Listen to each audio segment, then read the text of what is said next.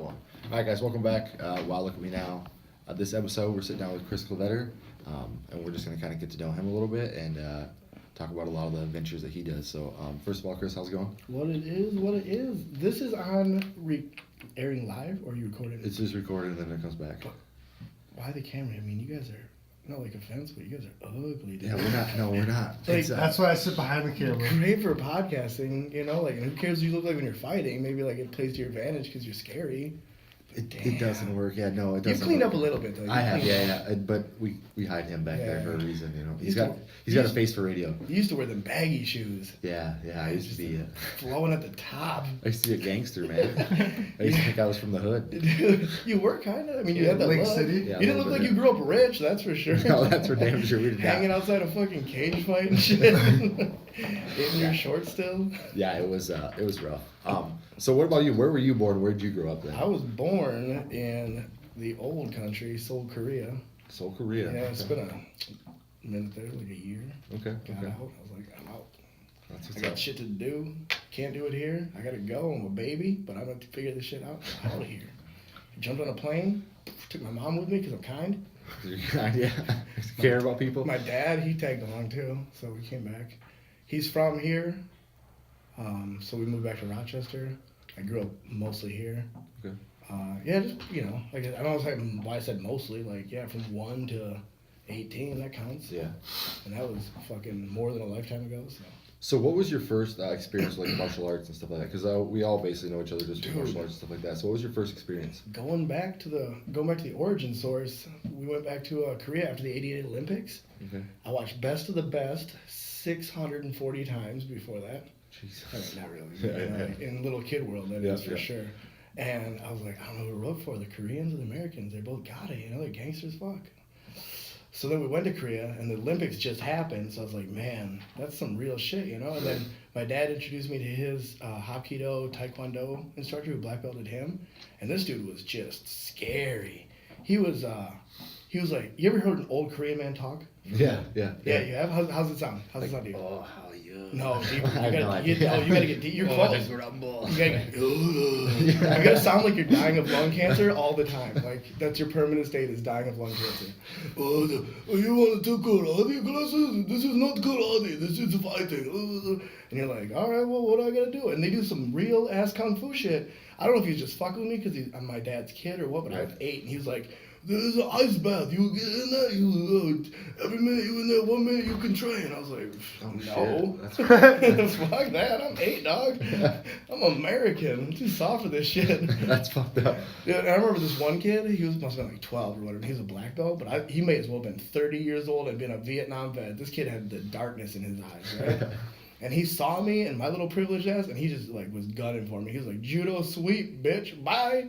Just, I remember him throwing me and beating the fuck out of me. I'm like, dude, somebody do something about this. That's fucking wild. And that was in Korea. Yeah, we spent a month there. Damn. And then when we came back, I was like, let's do it. Let's get in these like fucking classes. I'm gonna beat the shit out of that 12-year-old someday. So your dad was a black belt, is what you said then? Yeah, he did it when he was in the Air Force. Okay. Yeah, and then he got into really Hapkido and stuff, and like, he was really always fascinated by grappling. Yep. So then, like, when the first UFC came out, you know, like the junior high rumor mill was going around, and I was like, man, there's gonna be like this crazy fight thing where they have no rules, just like blood sport. And he was like, oh, wrestler's gonna win that. And I was like, what? No, like, you know, these guys are fucking ninja punching you in the throat and fucking flying knees out of nowhere. And he's like, no, watch, a wrestler's gonna win that. I was like, all right. So I remember we got it, and we got it on VHS, because like you couldn't get spoilers back then. Yeah. So we got it on VHS, and my buddy from school was with, and we just watched this shit, and I was just like, oh my god, who's this kind of wrestling guy? Like, I guess it's kind of wrestling. And then when he fought Shamrock, I was like, there's a wrestler. That's a real wrestler. Yeah, I was like, well, what the fuck is this magician? You know, and then like there's a huge gap, because like after that it's just like, you may as well like wanted to learn fucking kung fu from Bruce Lee at the time. Right. You're not getting to that. Yeah. That shit. So you may as well forget it. Yeah, so we took some like Taekwondo classes and all this like, and I remember like Taekwondo just like going through these motions. I was like, man, I'm getting fatter. Like, it just wasn't what I'm you getting thought. Weaker. Like, I know if I get a fight, I'm gonna get fucking rolled, man. And how old were you at this time? Probably like 12. Yeah, so you're right at that age where like getting bullied and you're like, trying to figure out if you're a man or I'm not. a short, chubby little half Asian kid with a bad fucking bowl cut, dude. Bad bowl cut. Dude, I'm not fast. I can't fight. I'm just a fucking big old fruit basket for these bullies. Like, here we go, motherfucker. That's rough. So you, how long did you train in? So was it Taekwondo, Hapkido? How long did you train in all that? And did you get your black belt or any of that? No. So like, I essentially like after Korea, like, there's no like gi grappling martial arts around. You know, like the fucking Midwest. Yeah. You know, and I'm not gonna like, Dad, guess what? I'm one of those crazy ass dudes who moved to LA at 14 to go train with a Gracie gym or whatever, you know, or Machado's. No, that wasn't an option. So I just kind of gave up on it. And then I think like around 14, I was just like, man, I'm fucking chubby. Girls don't, like this girl I thought was into me, she was definitely not into me all of a sudden. I'm like, oh shit, you know, I'm like all of a sudden like, well, I'm just not gonna eat anymore. And then something like sparked, and then like I remember hearing like wrestling weight cuts and stuff like that. And then it kind of like started coming back to that martial arts shit. You talk about like, who's a hard ass? Wrestler's a hard ass. And then we were in Hawaii, and all this shit's kind of happening like in like chunks, you know, like chapters with like big breaks in between. Yeah. And we were in Hawaii, and this old man walked by, he had like this leathery orange skin, and he looked kind of tough, but you know, like old men do it. And like, when you're like 14 or whatever, you know.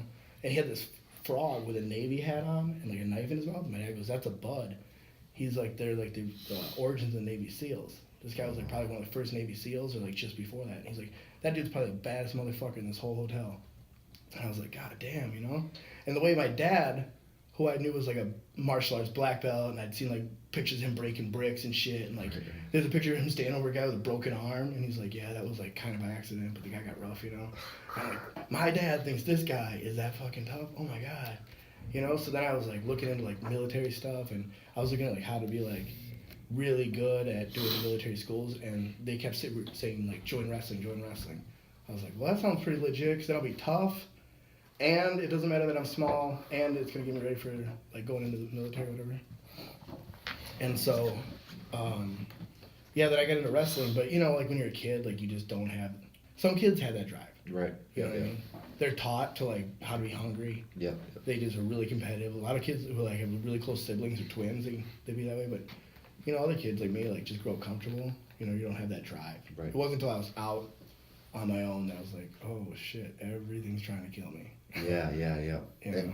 Yeah, like you said, you grew up comfortable. You kind of grew up soft, so you get wrestling. Was that those first couple wrestling practices real hard on you? Was it like not what you expected? And I remember I couldn't do like 10 or 12 push-ups in a row, and there was like the captain of the team were doing like, I remember like 90, and I was like, that's impossible. Right. You know, and then like a couple years later, I'm in the Army where you don't get a chance to quit, or there's like Jay, you were in the Army. Yeah.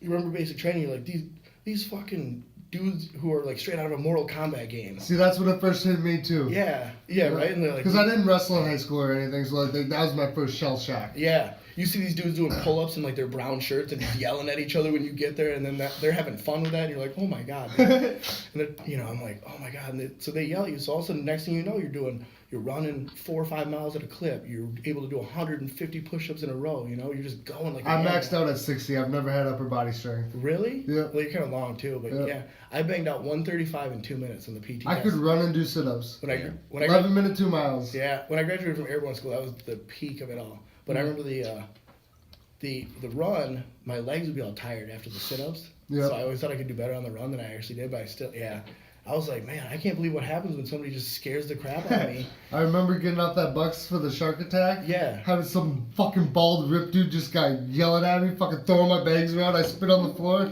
He just attacked me because I was concrete. He's like, don't spit on my fucking ground. I'm like, what did I get myself into? Yeah, just dude. Pushing. I remember when you were there for like a couple weeks and you felt like you've been there like 2 years at that point. Yep. I remember they brought in the new kids and they were walking through, and the guy at the end, you just saw no drill sergeants, a bunch, and you're like, where are they? And the one guy in the end had everybody around him. He had a big old wheelie suitcase that they were making him wheel. He's the only guy who had wheels. And they're making him wheel it while they belittled him, and it had flowers all over it. They stopped at a payphone, they took everything out of it there, and they threw it. And they go pick up your flowers. And and he started crying. And they go, here's 50 cents. Call your mom and tell her to come pick up her and her luggage outside of the basic training post because you quit. You couldn't make it. I was like, oh my God, that guy's kid's parents set him up so bad. Yep. But yeah, that's like when a real competitive edge starts. I'm like, I was just talking about this today. Like everybody should learn this at some point, but that's why if you haven't felt this by the time you're an adult, by the time you're 18, you should either go to the military or prison because you just need to feel that pressure of like, if I don't give everything I have, Right. bad things are gonna happen. And then at least with the military, you're like, man, if I really try, I can at least get to the point where I'm like, not only am I not a fuck up, you can swear here, right? Yeah, you're This good. is not like Disney. No, or no, nothing. we're good. No, we're good. Not only am I not a fuck up, I'm not of that mindset. Because you meet those guys who are like, sorry, I keep clearing my throat.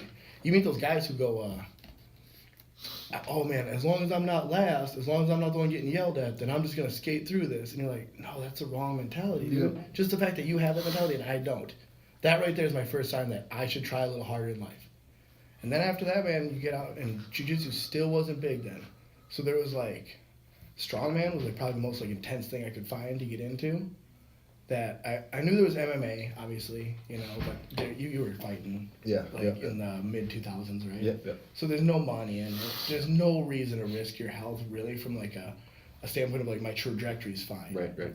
You know, I got like a career starting to build and everything. Like I'm like, there's no reason to like risk it. My arm literally twisted off because of a guy who's just trying to get a pro career going. Right, right. And now I can't work for months.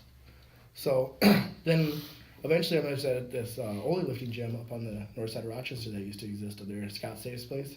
And then I just got offered to come try a jiu-jitsu class, and I was like, man, this is like wrestling, but you can be more intense. Right. Like, this is what when I look back at wrestling, this is what I should have been like at every practice, and now I can do that, and I'm young enough to kind of get a sense of what I could have been, but old enough where I don't have to take myself too seriously, and I have a reason to not like, to have like long breaks between competition. Yeah. So how long were you, so you joined the Army, what age, right away, 18? Yeah, I had to get the fuck out, bro. Okay, yep. How long were you in the Army then? See, I was in the Army for 4 years and some change because of the stop loss. Yep. And then I went to the Air Guard after that to like keep paying my bills through college Yep. or what I thought I was in college or whatever. And then I did that for 6, so 10 total. Okay. And then in that time, there's kind of like a overlap of that's when I started finding the work for the commission and jiu-jitsu gyms and stuff Yep. like that. And then I got out and I was still pretty green to all the MMA world. And it was a nice transition to get out of that 1 weekend a month commitment to now this is like maybe 2. Yep. But it's way more relaxed than being in the military. It was way more chill, you Yeah. know. You meet TC when you first show up and it's like, okay, this isn't... This is pretty easy, yeah. Yeah, you know, show up on time, be in the right uniform literally is like 90% of the game. That's awesome. So did you start doing jiu-jitsu before you started working with the commission, or did you? Yeah, that's how I found out about That's it. how you got into it. Yeah, my friend Mike, we were rolling and he goes, hey, do you want a fun weekend job? And I was like, yeah, man. I was like, what do you got in mind? He goes, yeah, you just you sit in the fighters' corners, you watch them raise their hands and stuff, and you know, like you just kind of make sure nobody's getting away with nothing shifty. And so he put my name in the hat. I got picked. Not really. A lot of people even knew we had a commission back then. Yep. I was pretty young. And That didn't start until 2008, right? yeah. And then I think like maybe a year and a half after I was on, the second UFC card came to town. Okay, yep. UFC on FX5 with Big Nog and Big Nog, yeah. yeah, that was a really fun event. Yeah, you got. Was that the first? That's the first time you worked the UFC and all that. Yeah. That was your first big event like that. That was my first time seeing a UFC anything live. Okay. You know, so I think before that, when I was doing strongman stuff, I'd actually filmed some stuff for Strike Force because I was just happened to be in the back weigh-in area at one of the Arnold Strength expos where they were doing the weigh-ins, and I was helping a guy film, and this one guy was like, "Hey, can you help me shoot some B-roll real quick?" And I was like, "Yeah, for sure." And I ran into the DS's, and I knew who they were from following the fighting or whatever. Yep. But yeah, that was so there was always starting to kind of be some crossover. But then the jiu-jitsu stuff obviously just pulls you in. Yeah, if you have yeah, an interest in yeah. it. It sucks you right in. Yeah, which is nice, isn't it? I mean, so much. Like tomorrow night, I'm assuming you guys can watch the fights. Yep. It's so nice to be like, all right, they're doing it at a much higher level of thought and pace, but it's nice to see you can kind of see the game plan they're going down. You're like, oh, Right. are they really gonna go? Oh, that's some shit I try to do. Yeah, yeah. They did it much better. Yeah, you're like, oh, I can see that. That makes this, and I steal a lot of stuff too from guys I see in fights. Like, oh, that Darcis, that's a sick setup. I'm gonna try that. Yeah, or Thug Rose's jiu-jitsu, where she's just like, all of a sudden, just a submission will just be slapped out of nowhere. You're like, I can never do that. Yeah, and she climbs from the back, and Yeah. she does some really good stuff with her flexibility and stuff. She's very creative. Like Mighty Mouse. She gets away with some Mighty Mouse style stuff. And BJ Penn back in the day used to do a lot of sneaky shit like that. That's not- Back in the day. That's Yeah. true. We'll skip Rest over in that. peace, BJ Penn. It was really sad that he died back in like 2009. Yeah. Some other Some dude. guy took over. We call those CTE moments, man. Dude, CTE his is life's bad. a CTE moment now. Dude, it's been for a while, unfortunately. Yeah. So you do BJJ. You are now a ref. You were commissioned. So how did you switch over from being the commission to the ref, and how long have you been doing that? Well, I'm still doing both. Okay. Like this next UFC event, I'll be back to being the commission. Do you do judging as well, or no? Once in a while, yeah. Okay. A lot of refs will work double. back, okay. So we have when you take like last year, year before, I went to Kansas to take McCarthy's command course, and they fill you in with a lot of knowledge about how to judge because they know that you're gonna be asked to do both tasks a lot of times. You know?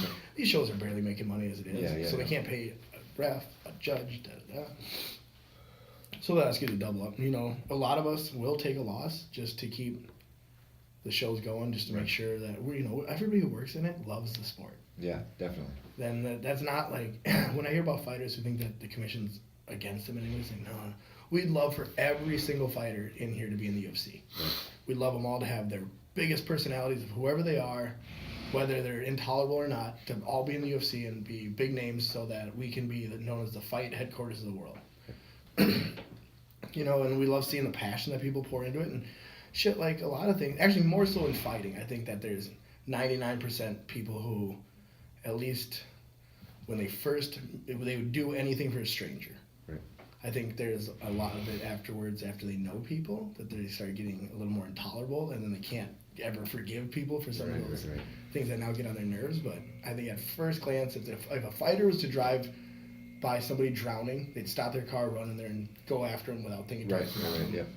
Where I think the average person would be like, oh, I don't know, maybe I'll drown too, or whatever. Yeah. Maybe I should call somebody. Do I pull over? Yeah. And then it's a lot of the same community that I think makes some of the best professional emergency responders too.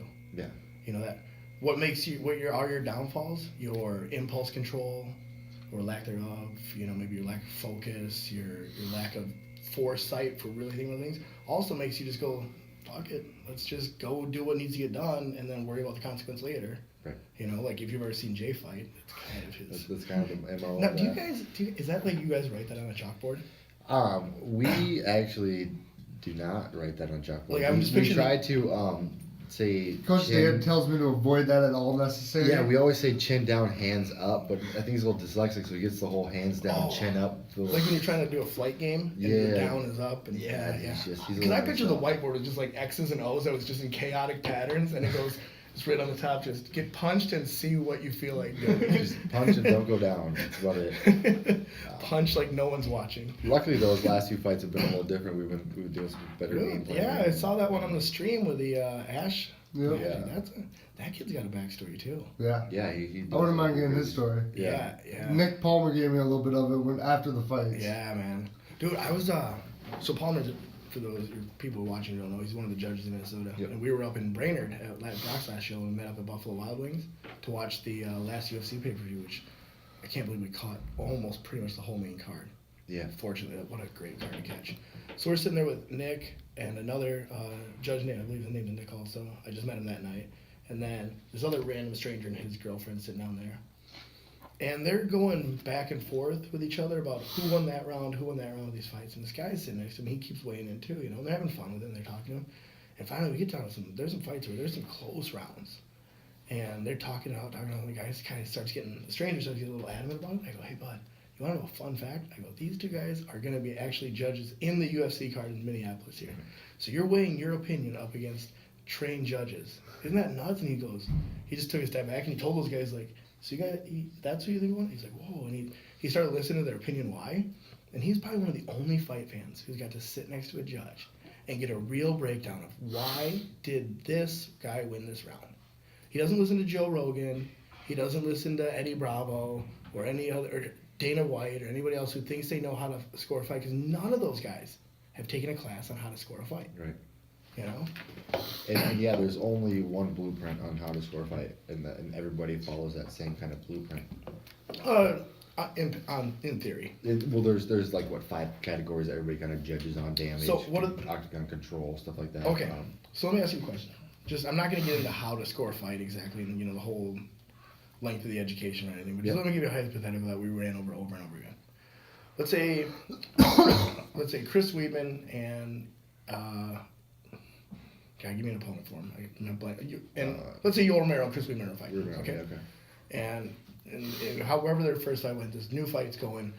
Weidman's stand up and he's jab cross and he's piecing him up. He's piecing up Yoel, but Yoel gets 15 takedowns in that round. But Chris keeps getting back up and he keeps piecing up Yoel. Who wins that round? Yoel. See, this has always been a debate for me because when BJ Penn fought GSP, BJ Penn was boxing him up, but GSP kept getting the takedowns, and I thought BJ should have won because he did more damage with the First of all, punches. How long ago was that fight? That was probably their first fight. How many education levels ago for professional commissioners? How much was it evolved? Judges, yes. Yeah, and stuff.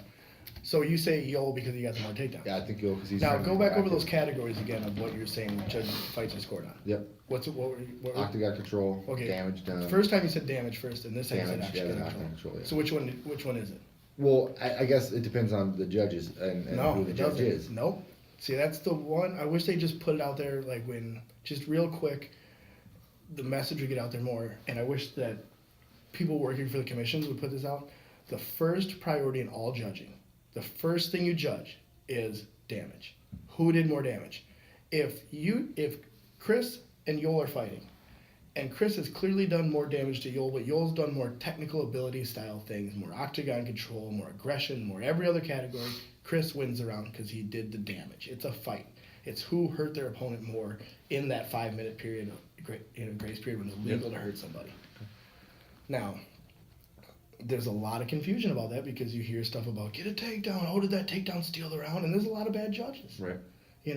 Who aren't knowing like if a really close omoplata is actually damaging a shoulder or if it just looks like an uncomfortable position in some kind of weird Brazilian choke. Right. You know what I mean? And so when they, I guess, kind of to ask you, because those were the two that I've always kind of what I thought was. It was the person who either controlled the round or did the most damage was the one, it's But not either or. if the guy, that's I think a perfect and example is. I was just wondering do they give you number 1 is damage, number 2 control, number 3 is punches landed, but they kind of give you a rule of number 1. And the rules is that if you get to a level, they have to be exactly even to move on to the next level. Okay. So if the damage is exactly even across the board, so another scenario. You and I are fighting, right?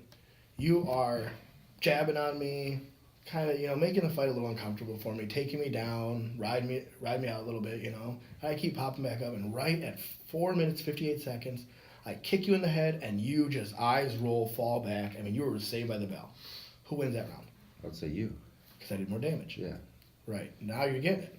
So when you see a fight that you go back and watch some of your controversial fights now on Fight Pass or YouTube or whatever, and you say, man, this one I really remember this being controversial, like BJ Penn, GSP. Maybe that's not the best example, but they're out there. And you watch them now in this new light of, okay, let me just look at the layman's, the one straight white belt of judging version of who won the round by damage. Yeah.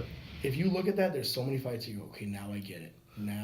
Poirier and Holloway that just happened. Yeah, yep. It was Holloway seemed to be controlling the cage, throwing volume of more punches, but Poirier was doing damage the whole time. Yep. And when we sit at Buffalo Wild Wings, that was one of the arguments is that the judges, the official judges, I think gave one of the rounds. This is not an unofficial report, but I think they would have given Poirier 10-8 round because he did so much to Max and when he almost split his head open and stuff. Yep, almost finished him a couple rounds. Now there's a couple rounds where Max was about to get a 10-8, but then fired back and did land a few deep shots on Poirier to make it back to a 10-9, right?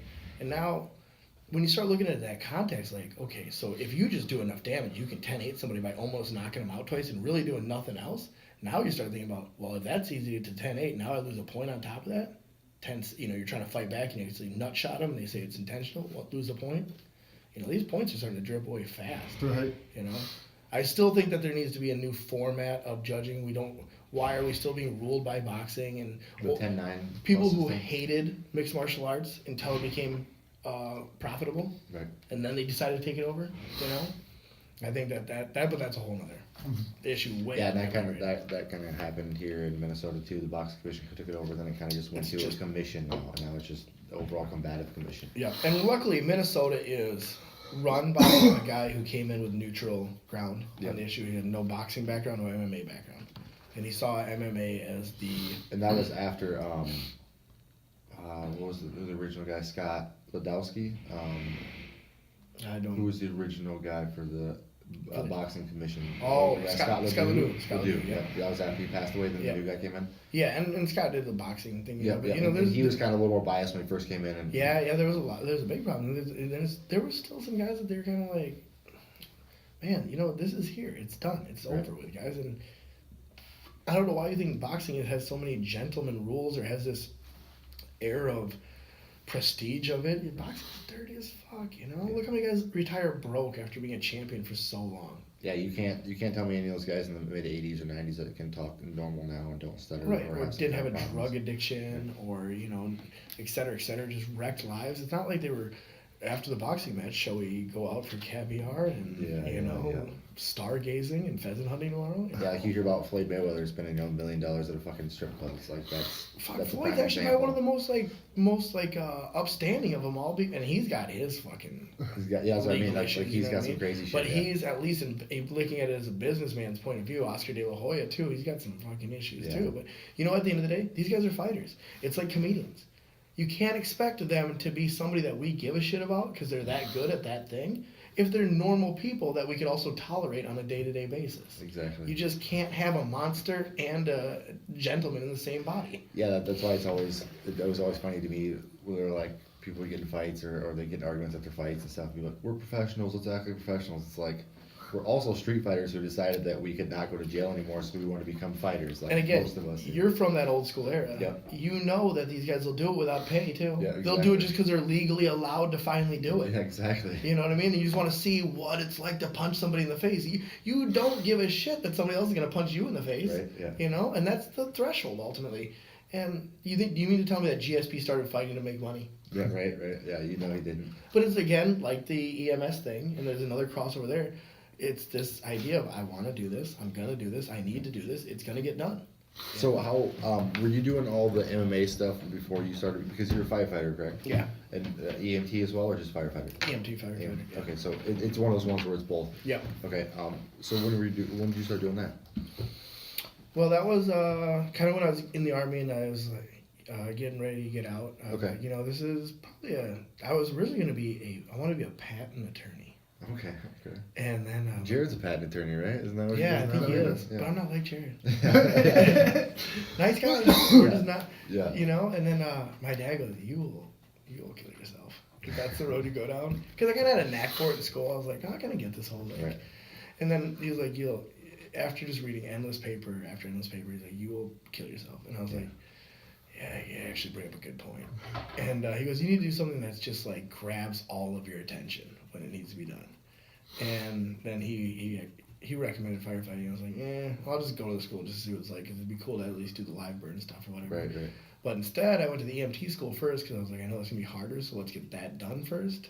You know, kind of the eat your vegetables move. Yep. And then it actually turned out to be, you actually had to study and pay attention and shit. And I was like, okay, this is something I'm investing something into. So I kind of just went with it. And then in the guard, somebody told me to take the test. And I was like, yeah, sure. You know, at least get a practice run in. And it ended up landing bullseye in the first shot. So it just all kind of happened so fast. Yeah, mid-20s, you know. Yeah, so you're mid-20s, so you're just starting to kind of get into jiu-jitsu and kind of figuring that all out. You're getting out of the Army, all that stuff. I will tell you something. I don't know. I haven't thought this out too much, so I'm going to be told bullshit. But Okay, all right. I have a feeling that every day in your 20s that you don't work, you will spend a week in your 30s and beyond paying for that day. And every day in your 20s you work towards something, which I'd probably say the number one thing is like financial freedom, or at least having a fucking long-term, this is what is going to land me my security. Right. Every day you work towards that, I think is a month earlier you can just take the rest of your life off and say, fuck it, I'm just going to enjoy traveling and fucking around, you know? Has that kind of been something that you always thought, or is that something you kind of learned later in life? And you kind of was that something maybe like regretted, like God, wish I would have done a little more at this time, or is that something that you kind of always had a motto about? No, it was like when I in the Army, when I realized if I just push a little, I can get a lot. Yep. And then I was like, you know what? If I can get these things established, if I can get a job, and I can get an income, and I can get something that concretely says, at least if everything else falls, if you fail at everything else you do, you can have this to bounce back off of. This will be your new rock bottom.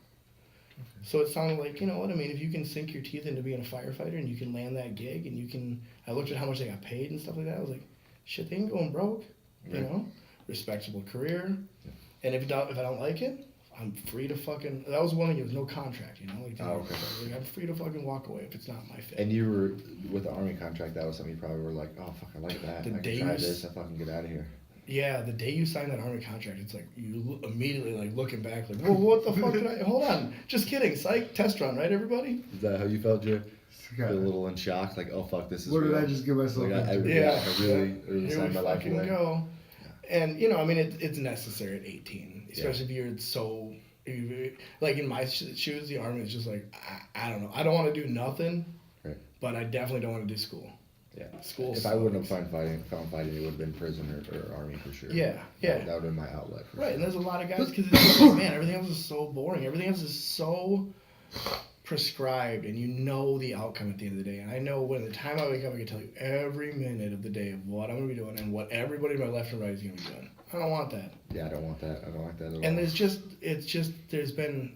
I have this secret hatred for HR. Yeah. That I'm just like, they are just trying to just neutralize vanilla everything. Water everything down to the point where it's all predictable. Because there's a bunch of, there's people who get really uncomfortable with unpredictability. They don't like chaos. And there's some people like us who, man, you can turn on just violence to fall asleep. You know what I mean? Right. We've talked about it a few times where we've kind of found our peace in our chaos. What was that Ben Affleck movie where he was like an accountant and at night to go to like relax? I think it was The Accountant. Yeah, and he's had like strobe lights and like just death metal and he's like, all right, this is, okay, now I can clear my, that's like the first time I went to Vegas. I was like all these lights and noises and just distractions, like now I can finally focus my brain. Yeah, that's crazy. Yeah, because, and I always say it too, is jiu-jitsu helps you become comfortable in uncomfortable situations. Mm-hmm. You know, you find yourself in the chaos and you thrive in that chaos. And I know Jay, that's why he's so wild in the cage, because he finds himself in those moments where he thrives in those. Yeah, and then, you know, and that's like a stand-up comic. A good stand-up comic is going to be somebody who gets up on stage and they learn how to get laughs, and then they learn how to eat shit. Right. Or vice versa. But they just, they start spiraling out of control and they just get this attitude of, you know what, at the end of the day, I'm up here because the beat's going to a fucking 9-to-5 job. I get to express, you know, whatever the reasons are. Yeah. And they don't care if the audience is responding to it. They're not doing it for them. Yeah. If they get laughs, cool, but that just so happens to mean you're good at it. But they're doing it for their own release. Yeah, so that's something you did as well. We'll kind of just bounce around a little bit. So you did stand-up comedy as well, right? Yeah. How long did you do that for?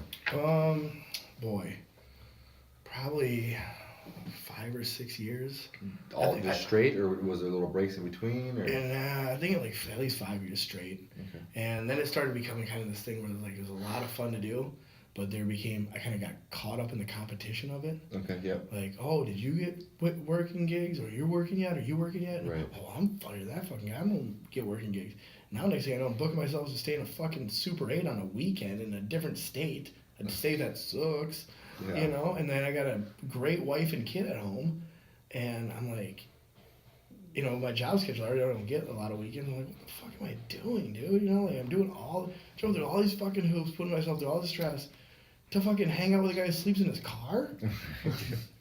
I played professional poker for like 2 months. Okay. And I made a couple grand a month, and I was like, not bad, and maybe we can go up from here. And then I was looking around, I was like, oh my god, these fucking crusty ass losers, dude. Like, that kid's 26 and looks like he's 90. Looks like he was in World War II, and he's still like fucking dealing with the mustard gas issues. This kid sucks. All his skin's melting, you know. And so then I found jiu-jitsu, and I'm like, and stand-up comedy honestly was too. It's like, this is the right blend of the freak show. Right.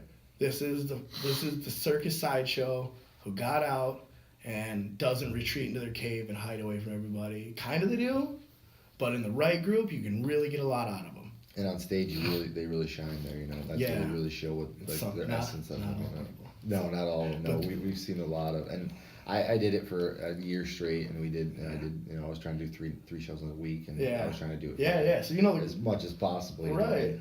I was getting to that point where they were trying to like, we want to book you for a show, but you got to do some clean stuff, and I was like, I can't write clean comedy. Like, no offense, like it's just not in me. Like I tried so fucking hard for like 2 or 3 months to write just straight clean comedy, and I couldn't fucking do it. And that's kind of like, I'm real right now. Gonna make an analogy up, but it's kind of like being a fighter who can't like point fight, who can't grind through a 5-round victory. You know what I mean? It's a finish or be finished. It does mean you're not as good at that craft as the other people who are gonna really do well at it. You know what I mean? And it's not nothing against you. It's just we don't all have that outcome at the end of the day. You know what I mean? Do I wish I was fucking GSP? Hell yeah, I do, dude. You know? Am I willing to go through what he had to go through in that mindset, that fucking prison he must live in? You know? No. Yeah, he was, and back in the day too. You know,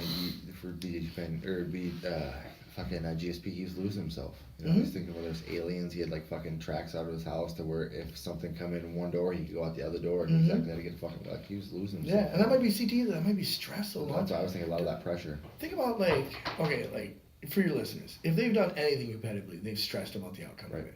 Dude, nobody gives a fuck. I mean, if I'm on a mat and it's broken up into 4 smaller mats, right, in a jiu-jitsu tournament, and I fucking get embarrassed on mat 3, right, and I walk over to mat 4 and I'm like, what do you guys think of me? They're like, who are you and why would we think anything of you? Yeah, exactly. Like, did you compete? Like, are you in our bracket? Like, what are you doing? And at the end of the day, short of UFC gold, that's how most people think about everybody in a combat sport. That's true, yeah. You know what I mean? Do you think Jordan Burroughs, if you went to the mall here, and anybody would fucking... No, fuck no, nobody would know who he was. In a wrestling heavy state, you'd probably get 5 people. Maybe, yeah. Iowa, you might get 6. If you're lucky. Yeah, right? Man, I mean, it's crazy. You could be the best of all time, so don't stress yourself. You're either... And at the end of the day, my dad put a lot of fucking truth into my head when I was a kid. One night, he caught me on... You know, you were in your 30s. You were up with that Jordan heavy shit, right? With what? Jordan, like... Oh, if Michael Jordan said some shit, yeah. dude, that's what you did to become a champion. Disregard that 6'6" fucking pure athletic specimen that he was born into. Like, you know, fuck that vessel. Right? So I'm outside shooting free throws one day, like summertime, like 10:30. He's like, hey, how late are you going to be up? Probably the basketball bouncing around the driveway as we keep him awake. And he's like, how long are you going to be up? I'm like, oh, I got like 200 more free throws to go. He's like, what are you doing? I'm going to try to shoot 1,000 free throws. He's like, you shot 800? I was like, no, but I'm going to do like 400 this day and then like 600. And I'm just going to build up to it. He's like, no, don't do that. I was like, why? He's like, well, then I'll play in the NBA. He's like, no, you won't. He goes, look how tall I am. I can't even, like, this is an 8-foot hoop, but I can't touch the rim. I was like, yeah, but I'm going to try harder. And he's like, doesn't matter. He's like, some guy who's never heard of basketball is going to show up that day and pick up a basketball and do better than you. Right. Just because his athleticism or his tall, or like, you know, his genetics is going to be a lot better than he's like, you are. Go to sleep and try to figure out how to hustle. Hustle.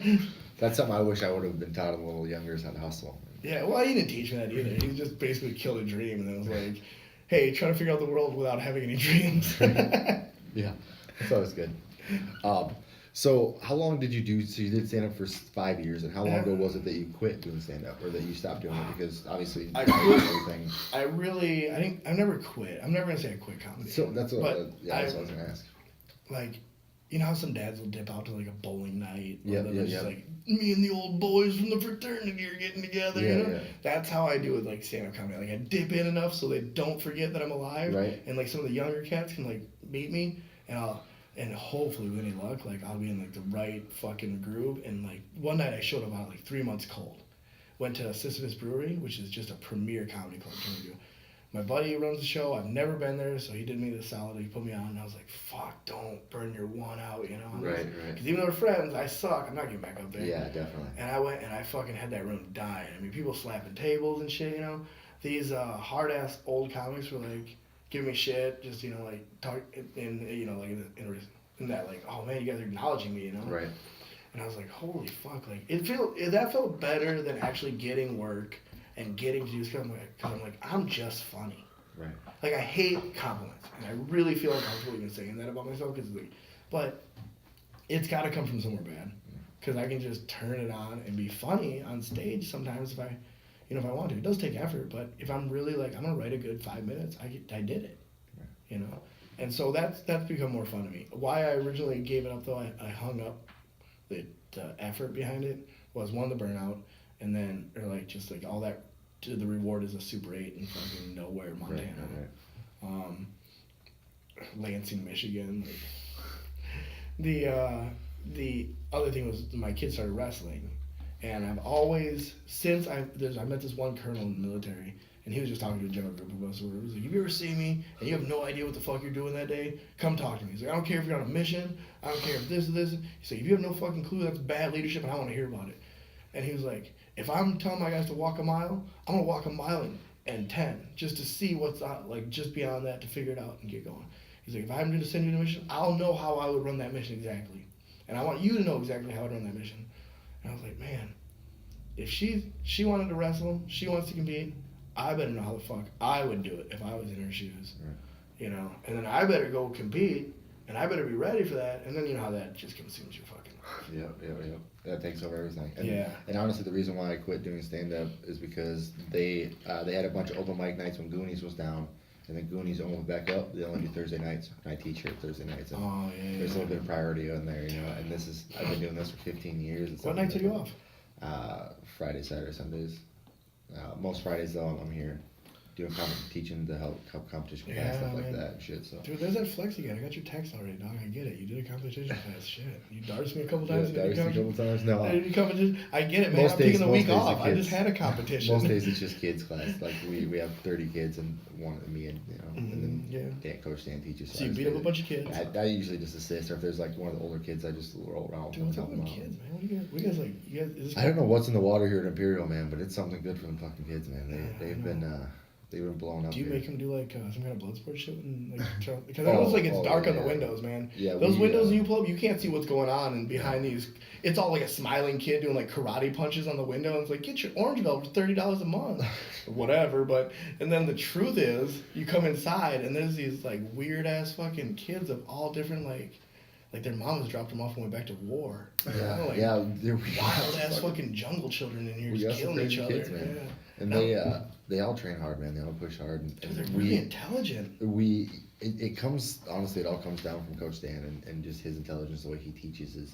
Nah, dude, I met him. It's I for met him. He's everybody. nice as shit, but man, he's too scary to learn from sometimes. Dude, I don't know, man. Like the kids and him click so well, and a lot of us adults do it too. And You see the size of that guy's melon? I have. How can you learn anything when you're sitting there staring at the size of the guy's melon? When he's talking, there's some days where I'm just lost. Like what? Okay, Yeah, hang like on. Let's read. Where do you buy hats from and shit? You know? Where Like, do I'm you thinking buy- about that shit too, that's what man. you're thinking about? Yeah, where do you buy hats from? Like, how do you get gloves that are that wide and that short of fingers? That's a good idea. Yeah. What the fuck? You're never gonna learn anything in jiu-jitsu again because you're Never. those No, thoughts. I was just looking at all the. And he's gonna kill me if he ever gets his hands on me if he hears this. Yeah, no, I can't He wait. could, I'm gonna show him this. Just No, don't set me up. Dude, he can kill all of us at the same time.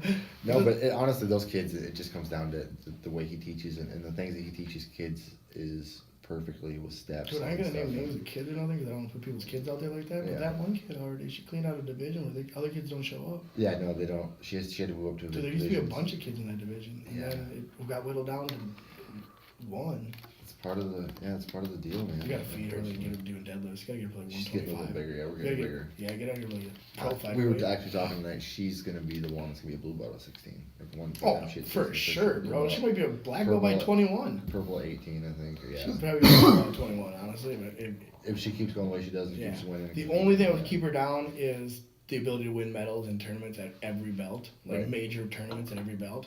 That's the only thing. But I mean, I don't know. I think more and more people in the young jiu-jitsu crowd are seeing like, the medals don't matter to you, the black belt. No, yep, no. Nobody and that's gives what a a lot of people realize this too is, purple, brown, all that. That's just a learning experience. And that's if she wants to do getting better. that. I mean, I ain't saying nobody should fight, but that kid's smart.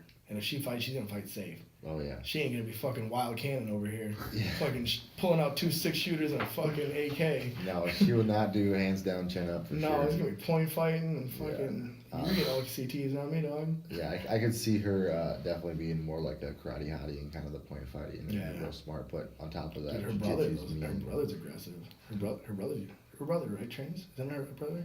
Little No, brother who- showed. Oh, the little one does, yeah. I'm No. trying to think. Who's a little aggressive? We got a little aggressive wild ass man in here. Which we got a couple Little of them. brown, It's little alright. brown guy. Ooh, Marvin? no, it's I see a medal in the DJ, ball place. little Yeah. Mohawk, Yeah, doing yeah. backflips on the mats. and Yeah, shit. yeah, that kid's a little animal, man. He actually is doing lacrosse right now. Good for him. Yeah, he took off a little time from jiu-jitsu and was doing cross. Dude, that could be the best thing for some of these kids. Yeah, yep. That's what we tell them. Just come back when you want. Yeah. Enjoy other stuff. Like they played football last year. Or they learn how a new way to looking at strategy. Maybe they learn how a new way to coaching or game planning or whatever. Whatever they need. Maybe they just need some fucking time off because you know what? Ain't none of these kids, as much as we talk about, honestly, if we had to put our paychecks down as a bet, ain't none of these kids coming home with a gold medal in a world, nothing. Right. UFC championship belts, Olympics, ain't, it's too deep of waters. Yeah. Let's be realistic. But what they can most likely do, and will do if you do it right, is they'll enjoy it as a martial artist forever. And your kids will always be safe to their 70-year-olds, and they're fucking buying fruit and haggling for that shit in Mexico, and they need to snap a neck, one time. all those years of training. 77 years, she's old as fuck, but guess what? Free papayas, motherfucker. Free papayas for life. Shit, dog. Yeah, that kind of come back to the whole things. I always encourage people to do jiu-jitsu just because it's like, you never know if you're going to use it or need it, but the time that you do have to use it and you don't have it, you're going to be fucked and you're going to feel like, oh shit, what about those times everybody invited me to jiu-jitsu? Maybe I should have learned this. Maybe I should have tried a little bit. Plus, bro, we know people who ride bikes, people who run, people who lift weights. Can't none of them slam a six-pack and a pizza at night and still have abs other than fucking fighters. That's for damn sure, man. Jiu-jitsu 40 years old, still got abs. You got to try a little harder now, but shit. Mine are gone. Yeah, I see. You even rolling right now? I took a week off. Yeah, a week? That happened a week? Yeah. God damn. Do you ever lose more weight the week after weigh-ins? Like, your body just keeps going? I usually go from 155 to 185 within 2 days. Dude, I shut this shit down on Thursday night, and I'm still losing weight. Really? I mean, I'm busy now. I'm trying to catch up on all the shit I put away for the training stuff. But, man, after that, I got, so I guess I'm, not eating until 3 o'clock or whatever. Probably shutting that shit down at, 11, so I guess I'm kind of fasting by accident. Yeah. But I'm like, God damn, come on, bro. I want to be... It sucks being this littler guy on the mats, when you're just training. Yeah. It's nice having an extra 10, 15 pounds of space. Yeah, I don't know what that's like. Yeah. I cut to 50 or to 45 and I haven't got my weight back yet. So. You really? Are you sick? Yeah, no, I don't know. I just fucking work so hard, man. All I do is fucking run lawns all day long. Really? I can't get a lot of calories What's and shit in. Give yourself a shout out. Fucking American Turf Dicks. American Turf Dicks? Turf Dicks, yeah, Turf Dicks, yeah.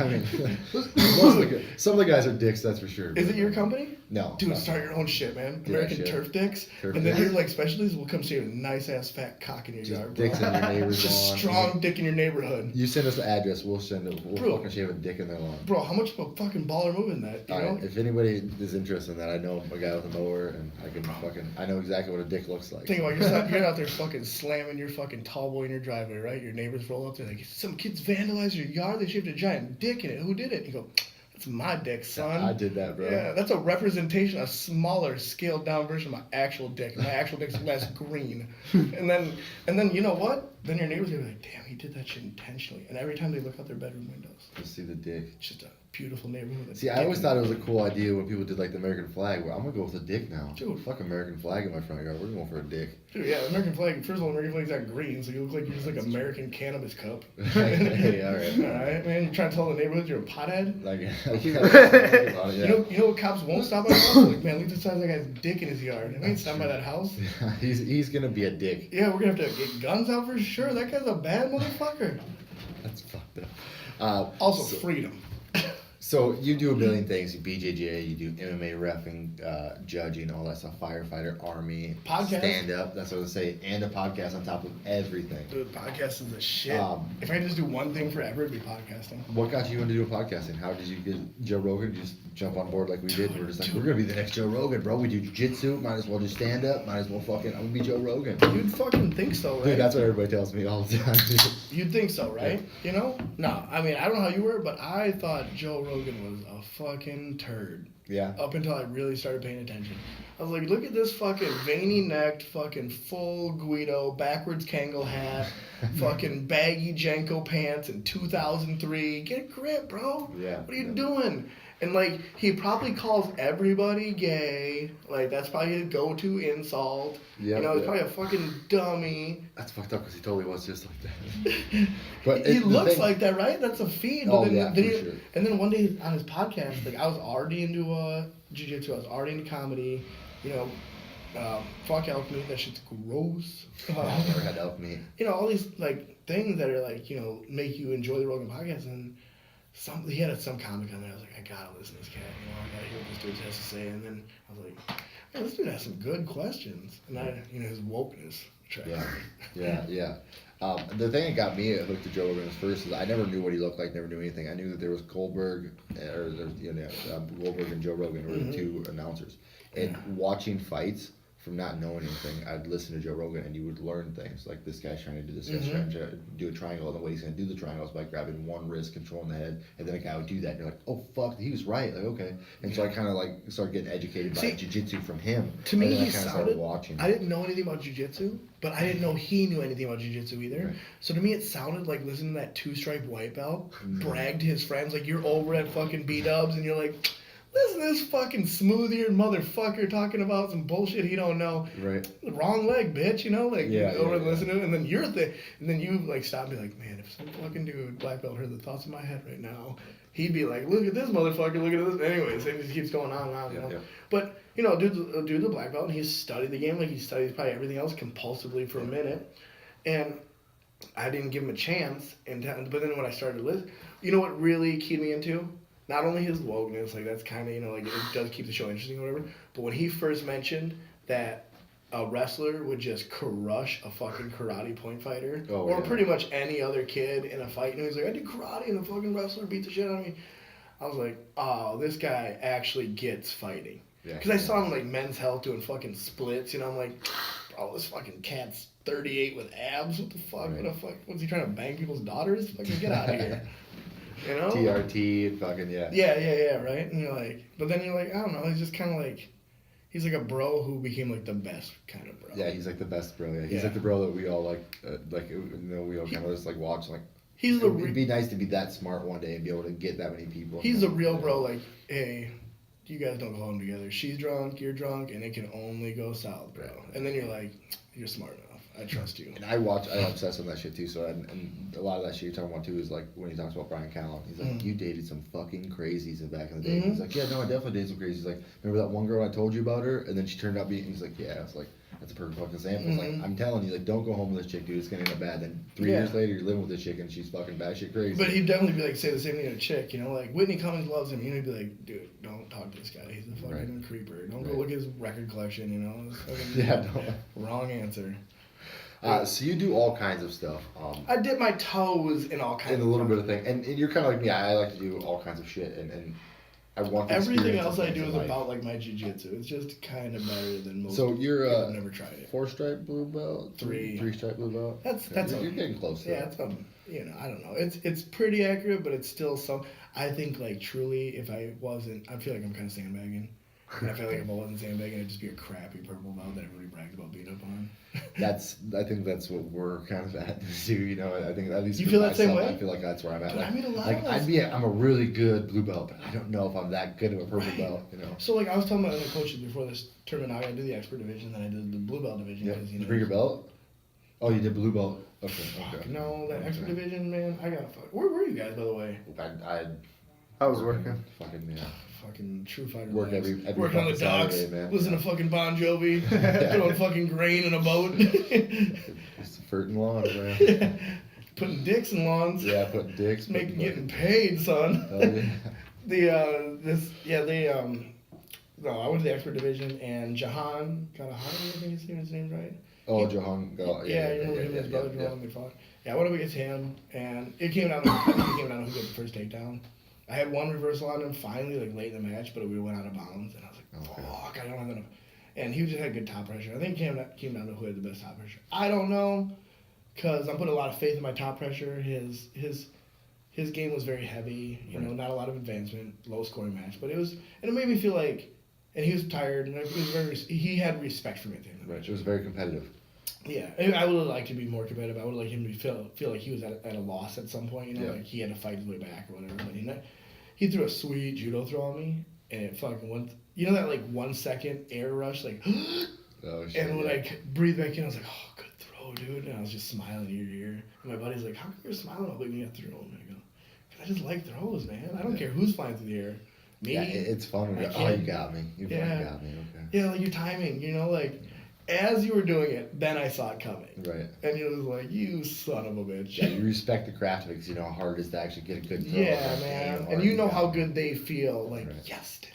I finally got it in a tournament. I missed that thing 500 times in practice, but when I needed it, pow, it was right there. Right there. So yeah, good for him. The brown belt, I went against. He's a pro MMA fighter out of Canada, Lee something. But he's got a big beard and fights at 155. Yeah, yeah. I think he's 6-5 in MMA. Anyways, I was psyching myself out too much against him. I got some times where I defended some stuff pretty nicely, recovered some half guard stuff, and got a good single leg on him, secured a good single leg, and then reverse. But I just kept like, anytime he'd try something, I just gave it to him, and then would show that I could work out of it. And when I would work out of it, I didn't turn on the offense to say, now that I worked out of this, I'm going to make you pay for trying to get it, which is what you do to people to win matches. I was just too psyched out for being in the expert division for the first time and seeing these. That's the first time you competed in a while then? Yeah, I've only competed 3 times. Ever? Yeah. I medaled every time I compete. Fucking 3 times. Yeah. The fuck. No wonder why you're not a fucking purple belt. Dude, I got shit to do, man. You know how hard yeah, I can't compete during the wrestling season. Yep, and your daughter competes so often that it's hard for you to want to compete and focus on your daughter competing as well. If she'd focus more on jiu-jitsu, I could compete in jiu-jitsu more. Okay. Because we'd be in the gym at the same time. But when she's focusing on wrestling, and she's set her goal is the Olympics, which, who knows? Yeah. But if your goal is the Olympics and you land at a free ride in college, awesome. If your goal is the Olympics and you just land it loving wrestling, fucking awesome. Yeah. As long as you have a goal and every day we can do stuff to work towards that goal, I'm with you. And again, I'm staying in shape because I'm doing these with her. It's like, okay, we're going to take 100 snapshots. You're not taking 100 snapshots. We're taking 100 snapshots. We're going to run. We live nicely on a big hill.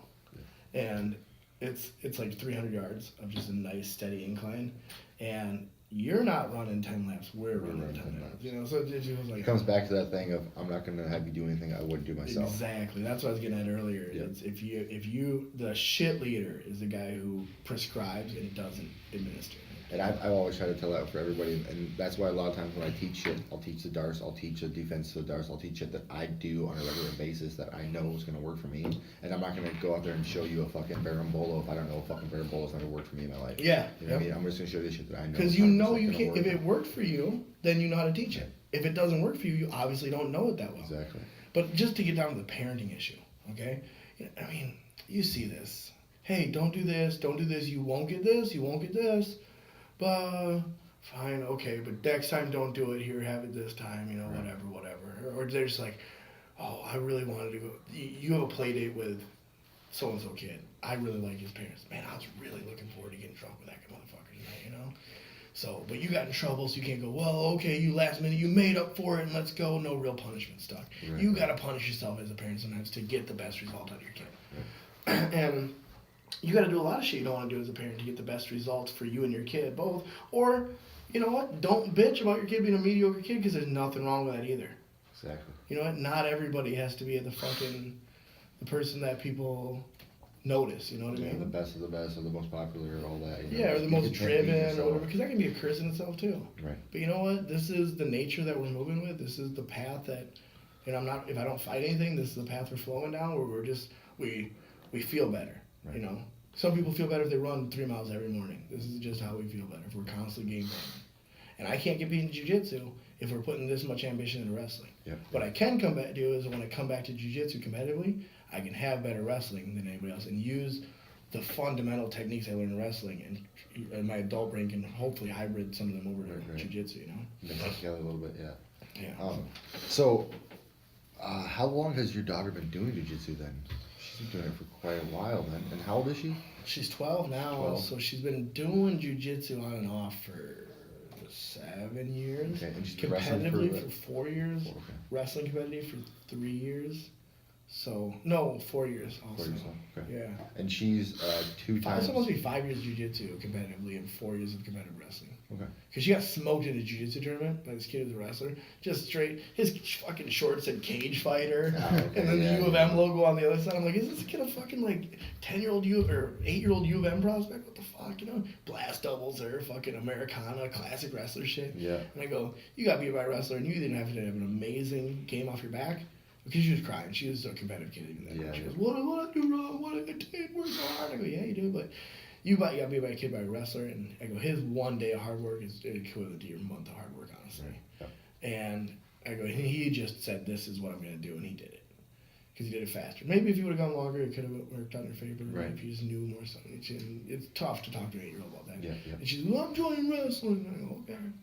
That's not a bad thing. Yeah, no, definitely. Yeah, so. And you seem like you're the kind of dad to encourage her to do anything she wants and kind of just. What kind of you know, dad support isn't? her, right? There's a lot though that want to be. Like, I know, I want you but- to be a football player. I don't want you to play hockey. I don't Bro, want you to I'm do not this, and- scared of fucking casting a wide net of shame on anybody. You get you might hear me say this to fighters when I have to get face to face with them. You want to fucking talk about this more? You can go through the proper channels. If you want to get fucking stupid, show up at the gym. Right. And we can get stupid about it because I might eat my teeth one day because of those words. But you know what? It's better than not hiding behind and believing some shit I'm not gonna stand up for. Right. And one of those things is, and I want to oh my god, if it was my business, I would lose so many fucking parents, because I would have this thing every day where I tell these kids, today I did something you weren't willing to do. I'd have them tell that to their fucking parents. I don't care how disrespectful it is, because it's fucking true. You went out there like a little fucking savage and said, yeah, try to tear my fucking limbs from my body, try to choke the fucking air from my neck, and I'm going to try to do the same to you, and we're going to do it in the smartest, most intelligent fucking, we're going to work hard mentally and physically for at least an hour. I can see some of those fucking parents have not worked fucking hard physically for a minute. For the majority of their life, No. ever. And the thing that bothers me, and I know as you being a parent too, is the parent that sits on the sideline and is like, do this, do that, do it, do it. And you're like, have you ever once in your life ever been on a mat? Have you ever once had a kid trying to choke you? It's like, have you ever been in this pressure where you have a parent yelling at you to be up? You know what I mean? It's like, they don't think about If my that. daughter comes off the mats and I tell her, you know what, honey, at one point I just had to stop. I'm sorry if you heard me stop cornering you, but I just stopped at some point because it was just no hope. She doesn't take that as, oh, you're so disappointed in me. She takes that as me, and we had talked about this. She takes that as me saying, I've been there, dude. I've been there where you don't have enough time in the day to catch up to that person right now. Fortunately for you, you're a little kid, and maybe if you have the right genetics and they slack off a little bit, you can catch up to them.